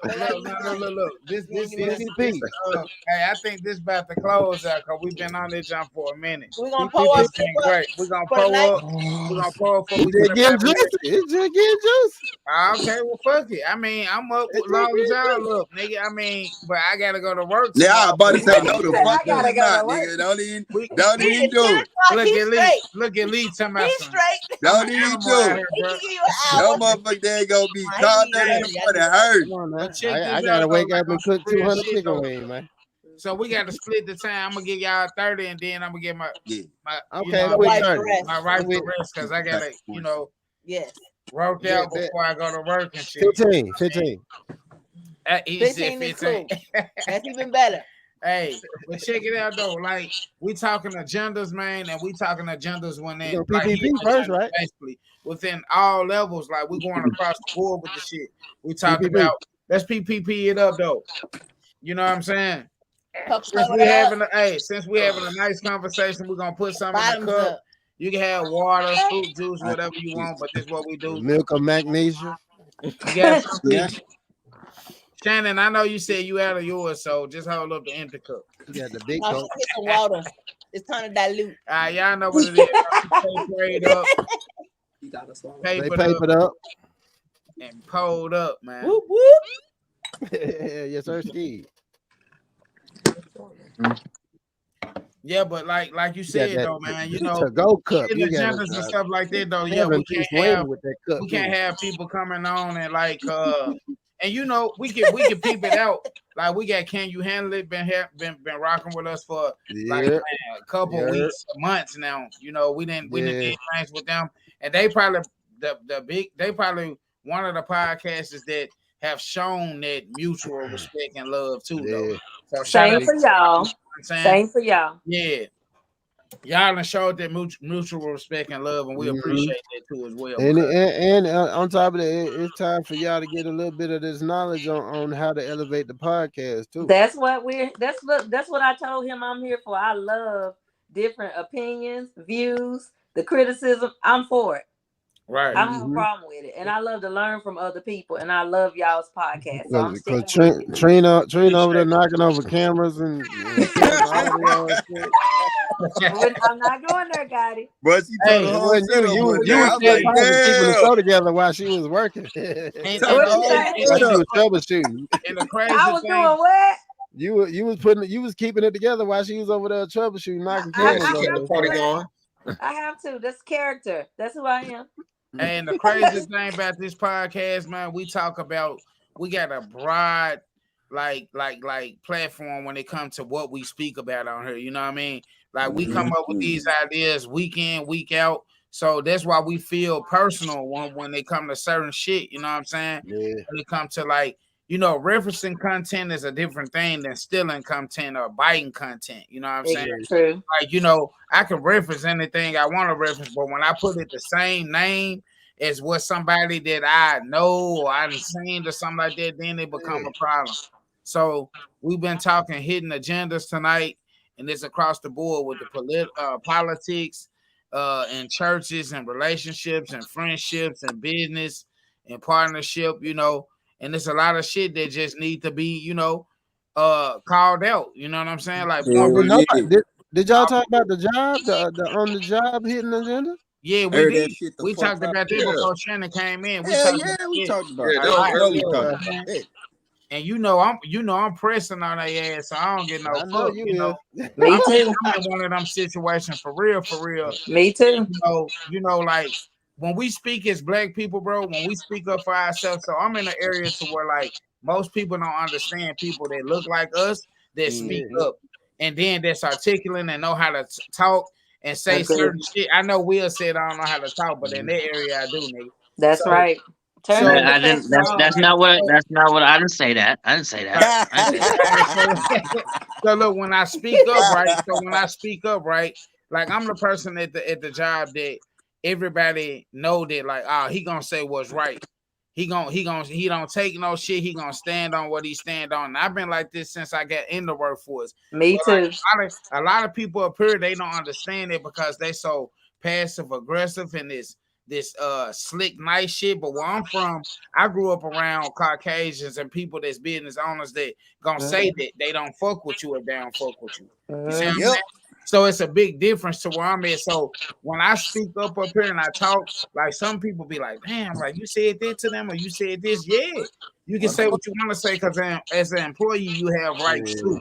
You know what I mean? That's what we get it twisted at, thinking that, oh, well, you have to take whatever they say to you and you can challenge things too. If you ever unsure about anything that your boss, supervisor, lead, or anything bring it to you like that, take it to the HR. Yep. And don't you hate when you ain't we know we ain't slaves, but they still think you supposed to operate with slave mentality. I ain't reading nothing. I ain't supposed to read nothing, know nothing. You ain't supposed to talk back to master. Right. And it's like they say all these different little shits to you. Like I said, they got these hidden agendas, they got these little narratives to like, I mean, this type of person, this Caucasian might get away with a little bit more than a color person or a minority. Like it's so much of that shit that we still face on a daily basis. And this ain't really got nothing to do with man or women. This just got something to do with people that look like us, brown color people that get, you know, we always looked at it as aggressive or angry. I mean, when we speak up for ourselves. And I done said this shit to my direct people in general, like, nah, you not gonna put that towards my character. You're not gonna reference me as an angry person because I'm standing up for something that I believe you did wrong. That shit fucked up, you know what I'm saying? So we gotta stop being scared and get back to that point to where, like, if you feel something is wrong, we gotta go back to them days to when motherfuckers was stopping working and these 15, 20 motherfuckers call off in the same day on the biggest day of the year. That's how you get in America pocket, bro. That's how you get in the world pocket. You hit listen to this pack of flour looking at me, man.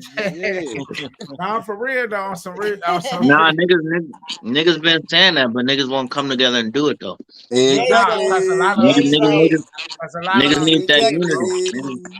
A lot of them scared, bro. A lot of them they talk it, but when they come down to the nitty gritty, they gonna bite their tongue. They gonna, oh, I need this job for this and that. You know what I'm saying? They don't think about the long run. And like it's the job that make them feel like that, or the set of rules that they set out, the policies and shit like that. If you don't read though, some people don't know that. Yeah, you get right, and you might be legitimately like saying something that's legit. But you biting and you biting your tongue because you scared of them firing you, and you scared of like what you gonna be able to do to provide for your family. You see what I'm saying? You entitled to some benefit. I get it. But you know, us man, hustlers on the grind, man. We keep a ABCD, man. H.O.G. Man. You know what I'm saying? That's why bro doing this barbecue thing. That's why Gotti doing his shit from the house. That's why I'm gonna be doing my shit from the house, like eventually here. CTD telling. But until then, you know, we're gonna keep this shit flowing how it gotta go. We're gonna tolerate, but we ain't gonna submit to shit when it comes to these jobs. Because a lot of this shit is not a lot of this shit is like it's unbalanced. It's favored, like certain bias. Yeah, it's biased. Yeah, that's what I was gonna say. Certain people get to do certain things, you know what I'm saying? And a lot of these people that I work with and work for, they didn't earn a position, bro. And I know that shit. So that's why they can't talk to me any kind of way. You feel what I'm saying? When I know you ain't earned shit, when I know you just in a position because of who you know what I'm saying? And like they say, it ain't about what you know, it's who you know. You know what I'm saying? If I know that you didn't earn this shit like I earned this shit, I'm gonna respect you as far as I have to. But other than that, you ain't finna just talk to me any kind of way, because I ain't gotta tolerate what Tom, Susie, and such that this company for 15 years. Bartholomew. Not letting them move up. Yeah. And Bob and Matthew. You know what I mean? What's that? Kip Smithers. What'd you say? I said Bob and Matthew too. Yeah. Hey, let's Bob talk and about Matthew how they looking get at the positions that they really are not qualified for. Man. And then ask us how to do their job. Exactly. What's your ideas? What do you feel like? What do you feel like I should do? What's some things that I can do better?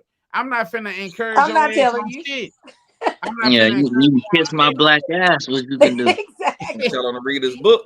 What I'm really saying is bend over backwards for what I just said. Right. So I can take home my and grab your ankles. I can take home my 67,000, and you can take home your 107,000. Yeah, please. Got me that's fucked crazy. up. You better figure that shit out on your own. For Bend real, over that's what they backwards, be grab doing, your though. ankles and slide your panties to the side, if you understand. And then they don't even be intelligent enough to hold down a fork like that. But you in here talking like, and everything that you have to reference a motherfucker for everything that you supposed to know. We got to start. What's your credentials for having this position? That exactly. You have in the first Choke. Don't leave this out. A friend of a friend. Yeah. Choke. Don't leave this out. Have somebody in the room that represents you when you go talk to these motherfuckers. Yes. They gonna have a person. They gonna have a person. The thing is this though. They gonna have their agenda person. They don't need a person. The thing is this they gonna though. have their agenda person. The diversity group and stuff, right? So the way the system set up now, like man, I just had a situation to where I met with HR and I talked some good shit to them, letting them know that, hey, bro, this is the shit that's going on, and I'm not from this area, so I understand shit on a different level than you might think. You know what I'm saying? I was raised down south, so I see shit. I can read real good when it comes to this corporate shit, this bias shit, this this unbalanced shit. Go ahead, Shannon. Okay, I'm with you on that because I've been through a position like in healthcare. I've been in healthcare for 20 years. I'm usually the only black person that works behind the scenes. I'm a medical assistant. Okay, so I've seen all this. What you're talking about? Yes, HR is not really on your side though. Exactly. I'm gonna tell you that they are hired by the company. Most of them, if they have an HR, for them to realize where they fucked up at. Let's just say that. That's it. Keep you quiet. Protect the company. On the That's side right. of the corporation. So I would say to any black people don't know this much or whatever. Thankfully that I have two wonderful black parents that were in, supervisors and in this corporate world and taught me a lot. Right. So what I would say to black people is, if you have a problem, you do take it to the chain of command. Mm-hmm. But realize that HR, once you give them that complaint, you're protected. After you done went to HR, you protected with that complaint. It's called a protected activity. Mm-hmm. Just realize that they're really not going to do nothing. You're probably going to have to pursue that yourself. For sure. And they I'm basically going to tell you to shut up. Basically, they don't try to keep you quiet after that. You the troublemaker, but I still want you to just stand up for yourself. After that, if you done told the chain of command, the HR and all that stuff, you got this in writing. Make sure that you got everything in writing. Emails, record what they say. Do whatever you need to do to protect you. You got to make sure if you record them, that you're in a state that can record. Yes. They know. They got to know. That they know it. Yeah. That's right. However, so you want to cover your ass all the time. Just realize that the people on that job that could have been working with you there for 20 years or whatever, they don't care nothing about you either. They you don't have friends. Not a fucking you know what they biggest thing? When you in the hot watch seat, you in there by yourself. When you speak up, you by yourself. Yeah, exactly. That's it. Exactly. I've done it. I learned that firsthand. I learned it firsthand, but I knew it. And the beauty about it, you can get another job. Come on now, you can always. I didn't lose the job. The thing was this: I knew y'all was weak. However, me, I ain't gonna go. That's right. So what's right and what's wrong, I'm gonna speak up on it. That's right. I hear what you're talking about, but if you ain't showing me that you're gonna speak when it's time to speak, I'm gonna play you. I gotta play you, and it's okay.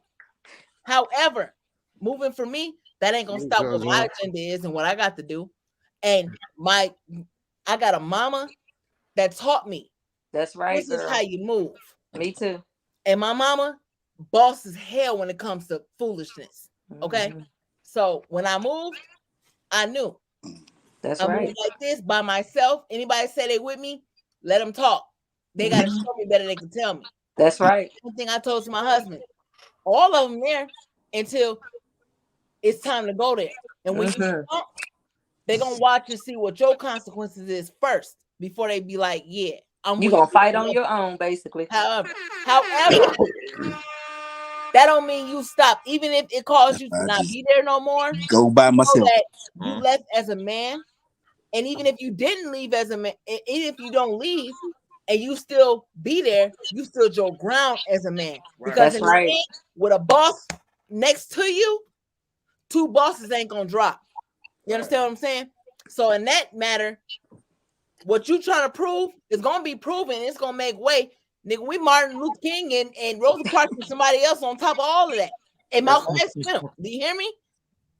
But you have to know what you're saying and have that gift of gab. When I say gift of gab on this, know how to talk their language. That's right.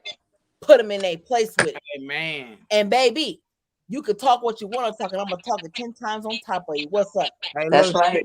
Deep fried ass. Look, I went so baby, hard. I got degrees and everything you asking for. What you talking about? I went so hard on them. Roll them in some panko and deep fried. Baby, I went so hard. I'm rolling you some chicken grease. I went so hard on them folks that I already know that shit. I'm gonna be on the you know how you speak up so much that you retaliated. Yeah, exactly. But I know how to play that part of it too, though, and they understand it.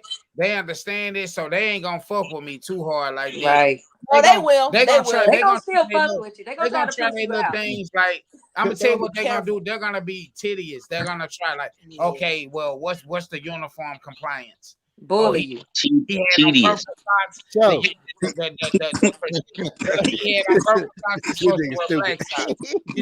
his hand. Yeah, it's gonna be small shit like this. Yep. What you say? What you say, tiny man? It's no, Gotti got his hand ready. It's tedious, I said. But go ahead. Tedious, yeah. Go ahead, bro. You trying to be a dictionary? You don't dress like you try to talk. Hey, you see? Hey, Hey, your professionalism ain't the same as mine. You feel me? I know I you're can right. dress You're like right. this. I can Hey, dress and like that's this cool. and still read. Hey, hey, look though, that's cool, but you understand it though, or you won't be on here though, You might as well. right? Y'all crazy. You understand it though, right? All right, they get it again. All right, the nigga with the arms that look like a chopped out piece of wood that just will hold his arm on. What's up? Shit. Okay. Okay. Oh shit. So Oh, my nigga. my thing is everything that you displaying for them to not be able to fuck you over, they not recognizing that they should be elevating your position because you know this shit. Right. That's my problem. Right. The rest of the motherfuckers, they getting fired. They ain't reading shit. They don't know shit. They just fall Don't a know. victim to being ignorant. Mhm. You educate yourself in every situation to not get fucked over.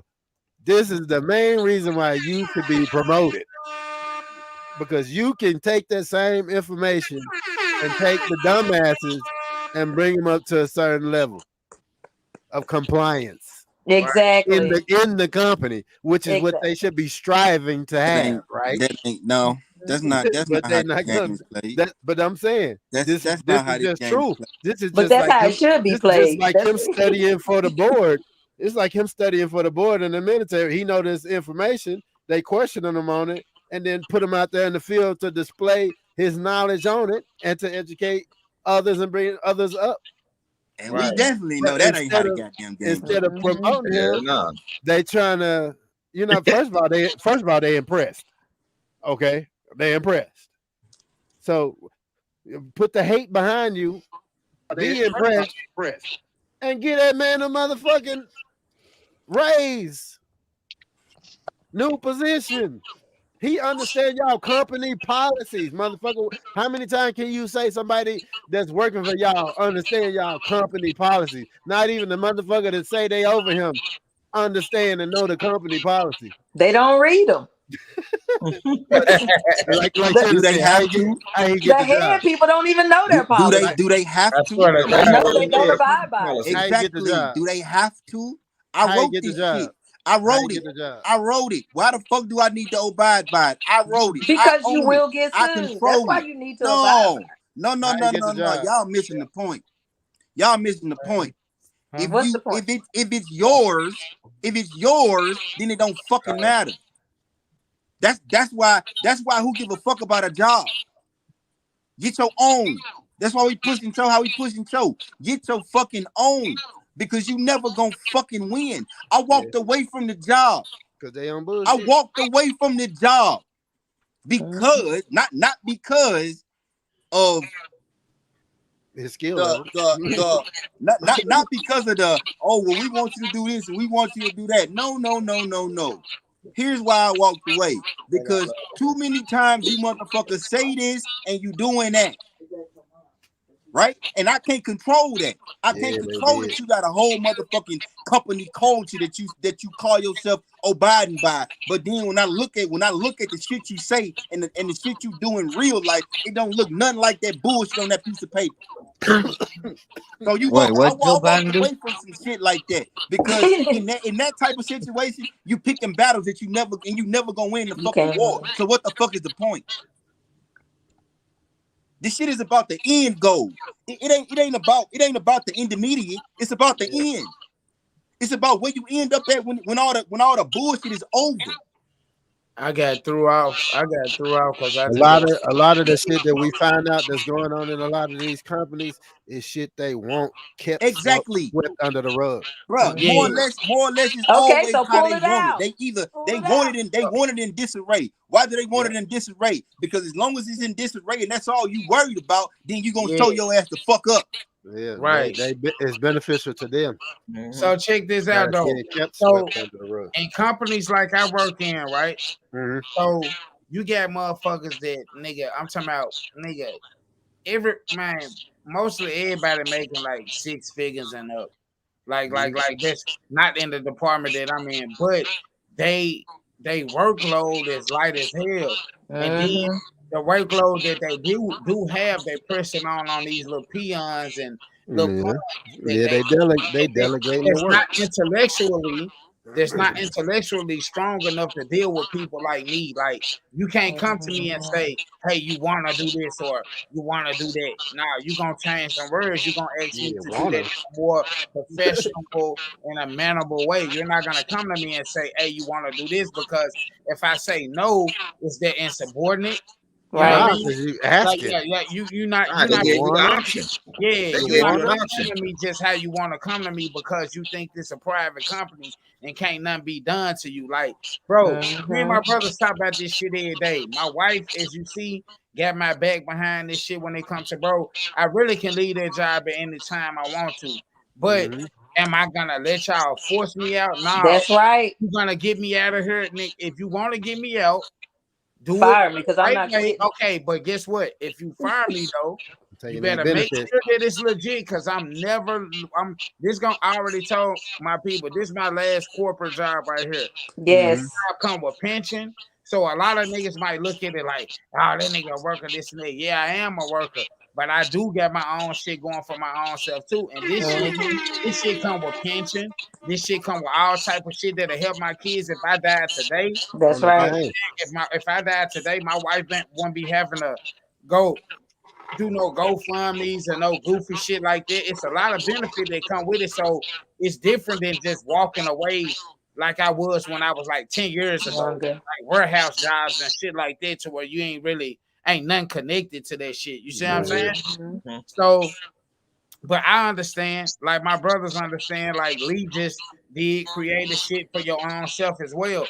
It ain't that I don't get the shit going for my own self, but it's just like, it's a time and a place for everything. And when that time come, I'm Mhm. gonna walk away from that motherfucker with my chin up. You feel what I'm Right. saying? Mm-hmm. I'm not gonna walk away from that motherfucker like, I wasted time Hey, like this. You know what I mean? We shit, I walking walked away, away. came home and cracked the beer. Shit. We Man, walking listen. away with benefits and such. We He know said, they there. We know they there. man, I They just want got you to just walk away some clean, you terrible. know. I just got Nah. some terrible news tonight, bro. Like just What you mean? like literally, like right now, almost. One of my kids' godmama mother like passed away, and I've been knowing them since I've been in Minnesota. Like I'm talking about, they from Chicago, like good family. You know what I'm saying? Like real. Like I look at these folks like how I look at CEO Gotti and Lee. Like them folk really, like I really fuck with them people like that, and lady was pushing me when I was around with my rap stuff and stuff like this. So I just want to rest in peace to her, Mhm. Miss Foster. You Sorry. know what I'm saying? She cooked a lot. She was about like how we about like family oriented person. She make everybody because she was the glue to the shit. You know what I'm saying? And we just was looking down Facebook. That's why I say the social media, all this shit is agenda, man. Because I hate to find out stuff like them type of ways. Where I'm Mm-hmm. just normally just having a good day, and then I'm sliding down the timeline and I see something like that. You know what I'm saying? So keep the Foster family in y'all prayers, man. We gonna I'm gonna definitely stop by there and chop it up with my sister and brother this week. Get them some love and stuff like that, man. But it's the H.O.G Podcast Show, man. Mm-hmm. Yep. It's the H.O.G Podcast Show, man. We gotta They keep give a moment of silence, man. yeah, for sure.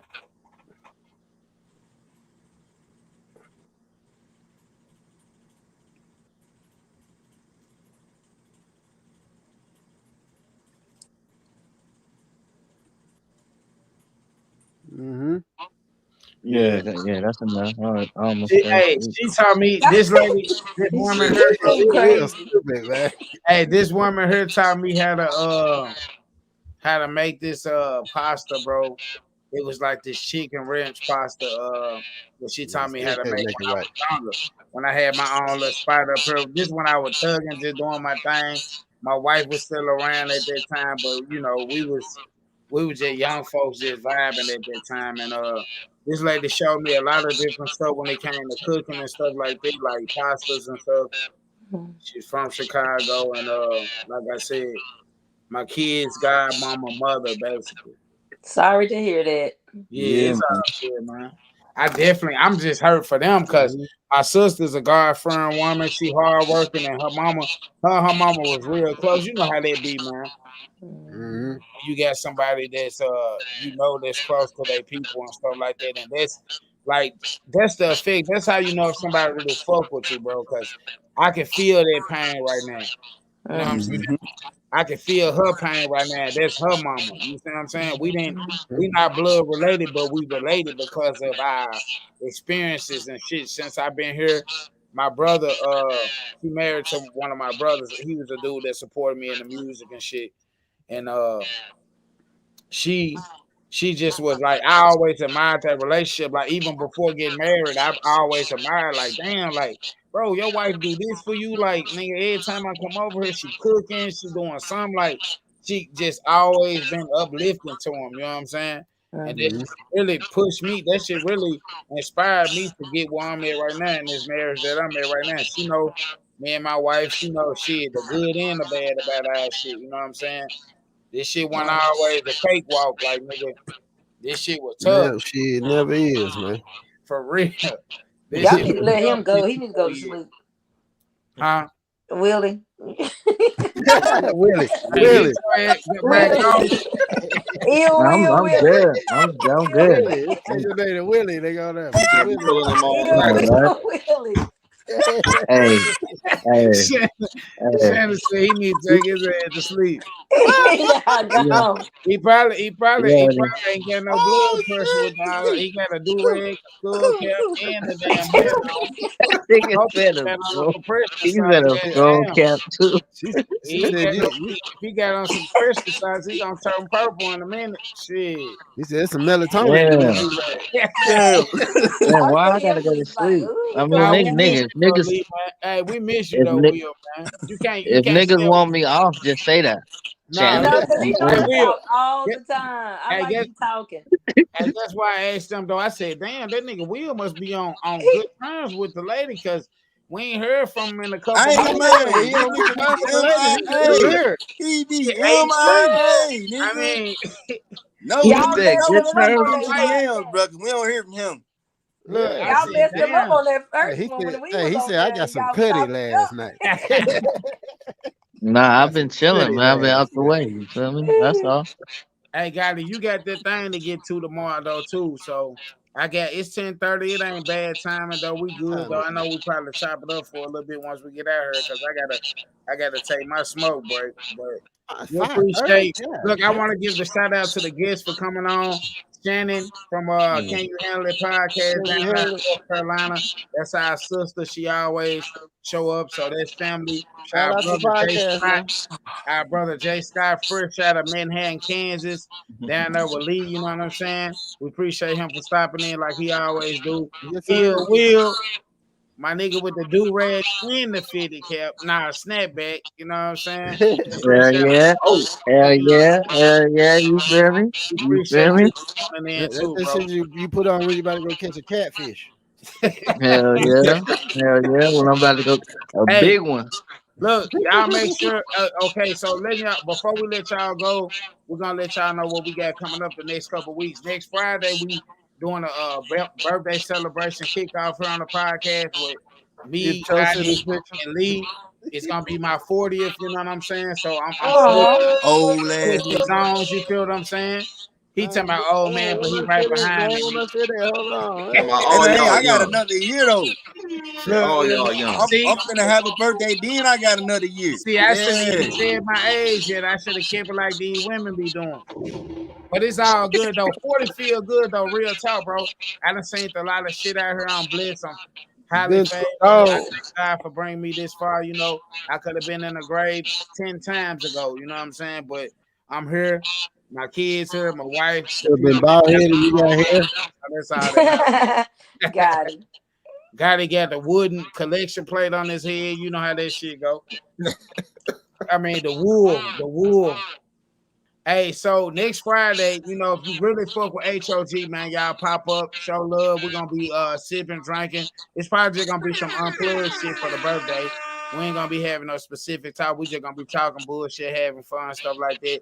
Then the week after that, we're gonna have a military conversation about being black in the military and just elaborating on things that military people go through. It ain't all good like we be thinking. So they gonna give and us people that would like to join the military. Yeah. We ain't sugarcoat nothing, even if you're trying to make that decision. Down to if you in there and you need to make sure you get certain type of benefits before you get out. A lot of people just get out and go home and don't even know that there's shit out there to be got. Just don't do it then. Right. So we're gonna catch y'all next week. That's gonna be that. So that's our next 2 weeks coming up, and then we'll hit y'all again with something what we're gonna do the week after that. Do rag selection class. Sean, y'all good? Y'all good for the year? Are y'all happy for episode? Are you talking to me? Yeah. Oh yeah, we're gonna take a break for a little while and try to get us some new things and some new ideas, and that's why we told God. New things sound like a new boo. I'm trying to be quiet. I'm trying to get. I'm trying to get y'all to give us some knowledge on that's what we were saying. So I'll get with y'all about that. Well, in the meantime, in between times, if y'all ain't got nothing going on, you always welcome here on Fridays. Come on here. We do need women on here that can come with different perspectives and stuff like that. We ain't on no double team shit or nothing like that. You know how we no, y'all are very honorable, respectful men on here. You know what I'm saying? So we're gonna give you the flow when you need the flow. Same for y'all. When we have one, y'all always come on. Y'all always welcome. We had both of y'all on here since pod on pod. I told you I ain't got nothing to do with that. I'm gonna show up. I can speak for me. I'm gonna show up and support those really, neither one. We had both of y'all on here while Cho was on here. Right. We ain't had the whole game together. We ain't never had the whole game together on one podcast. Yeah, you're right. We haven't. That episode was when Cho was gone. Called Podcast versus Podcast. What was it called? It was. No, it wasn't, bro. What? Go back. I went back. I looked. I was trying to get Jay to answer, and I'm like, what was it called? He said no. I'm like, bullshit. That was what it was called. When I went back, it was the Can You Handle It podcast with the H.O.G Podcast. That was Pod on podcast. It was podcast versus podcast. It wasn't though. And y'all told me no on that too. Y'all did. Yeah, he had it right. I jumped in there first with that. Y'all like nope. Y'all did. Right. I didn't think that's what it was. How could he get it wrong? And I was sitting right next to him. It was pod on pod. No, that was that was the second one, the battle. The first podcast was podcast. I'm like, bro. Podcast. I said made the flyer. Podcast. He said nope. I'm like, I made the flyer. It's podcast on podcast. Show wasn't there. Yeah, so wait a minute. It was podcast versus podcast. Yeah, I was at a time at that time. Y'all said no, but he was. Well, I was going with what Trina said. So yeah, I'm sorry. But however, though, we gonna always look like you said while y'all taking that break. If you need to keep yourself sharpened, you can hop in this joint and chop it up with us and stuff like that. You already know how it go. Yep. You can be out because I want to learn more about the podcast thing. I enjoy it. So yeah, we appreciate you too. We appreciate the content y'all bring and how y'all stand up. We had a great time when y'all was on the Battle of the Sexes. Same for y'all. I appreciate y'all. And shit. I like to be challenged. You know what I'm saying? You heard that talking about swooping and shit. That old lame yes shit. No, yeah, you said say something that's gonna make me think. Goddamn it! Right, and you said I'm like you because we're gonna get in a minute, and we gonna say what we want to say. Right, and ain't nothing wrong with it. Hey, we ain't sugarcoating. That's why I be having to walk away from shit because I be like, look, when you take me there, I'm gonna get disrespectful, and I don't really give a fuck after that. Well, I'm gonna address it. I'm gonna try not to be that bad, but I'm gonna address whatever you throw out there. You throw in the shade, I'm gonna catch that shit right there. Just don't leave the podcast. I'm gonna catch it and react exactly. That ain't what I do, nigga. I'm verbal. I'm gonna that ain't what I do. Hey, look, it's been great. We don't get no quiet male people on this joint. Everybody stand up, big personality shit.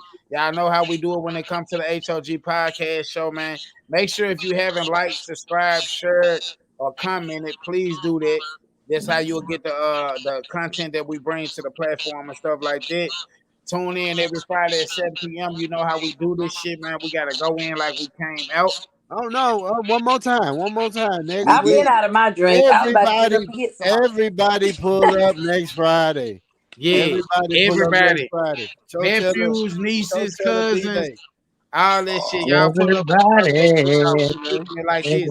Hey, we're probably gonna do a super big. I'm gonna be off the next day, so we're gonna be popping bottles and just talking on shit. the screen. Make Come sure ready y'all to get on the something screen, man.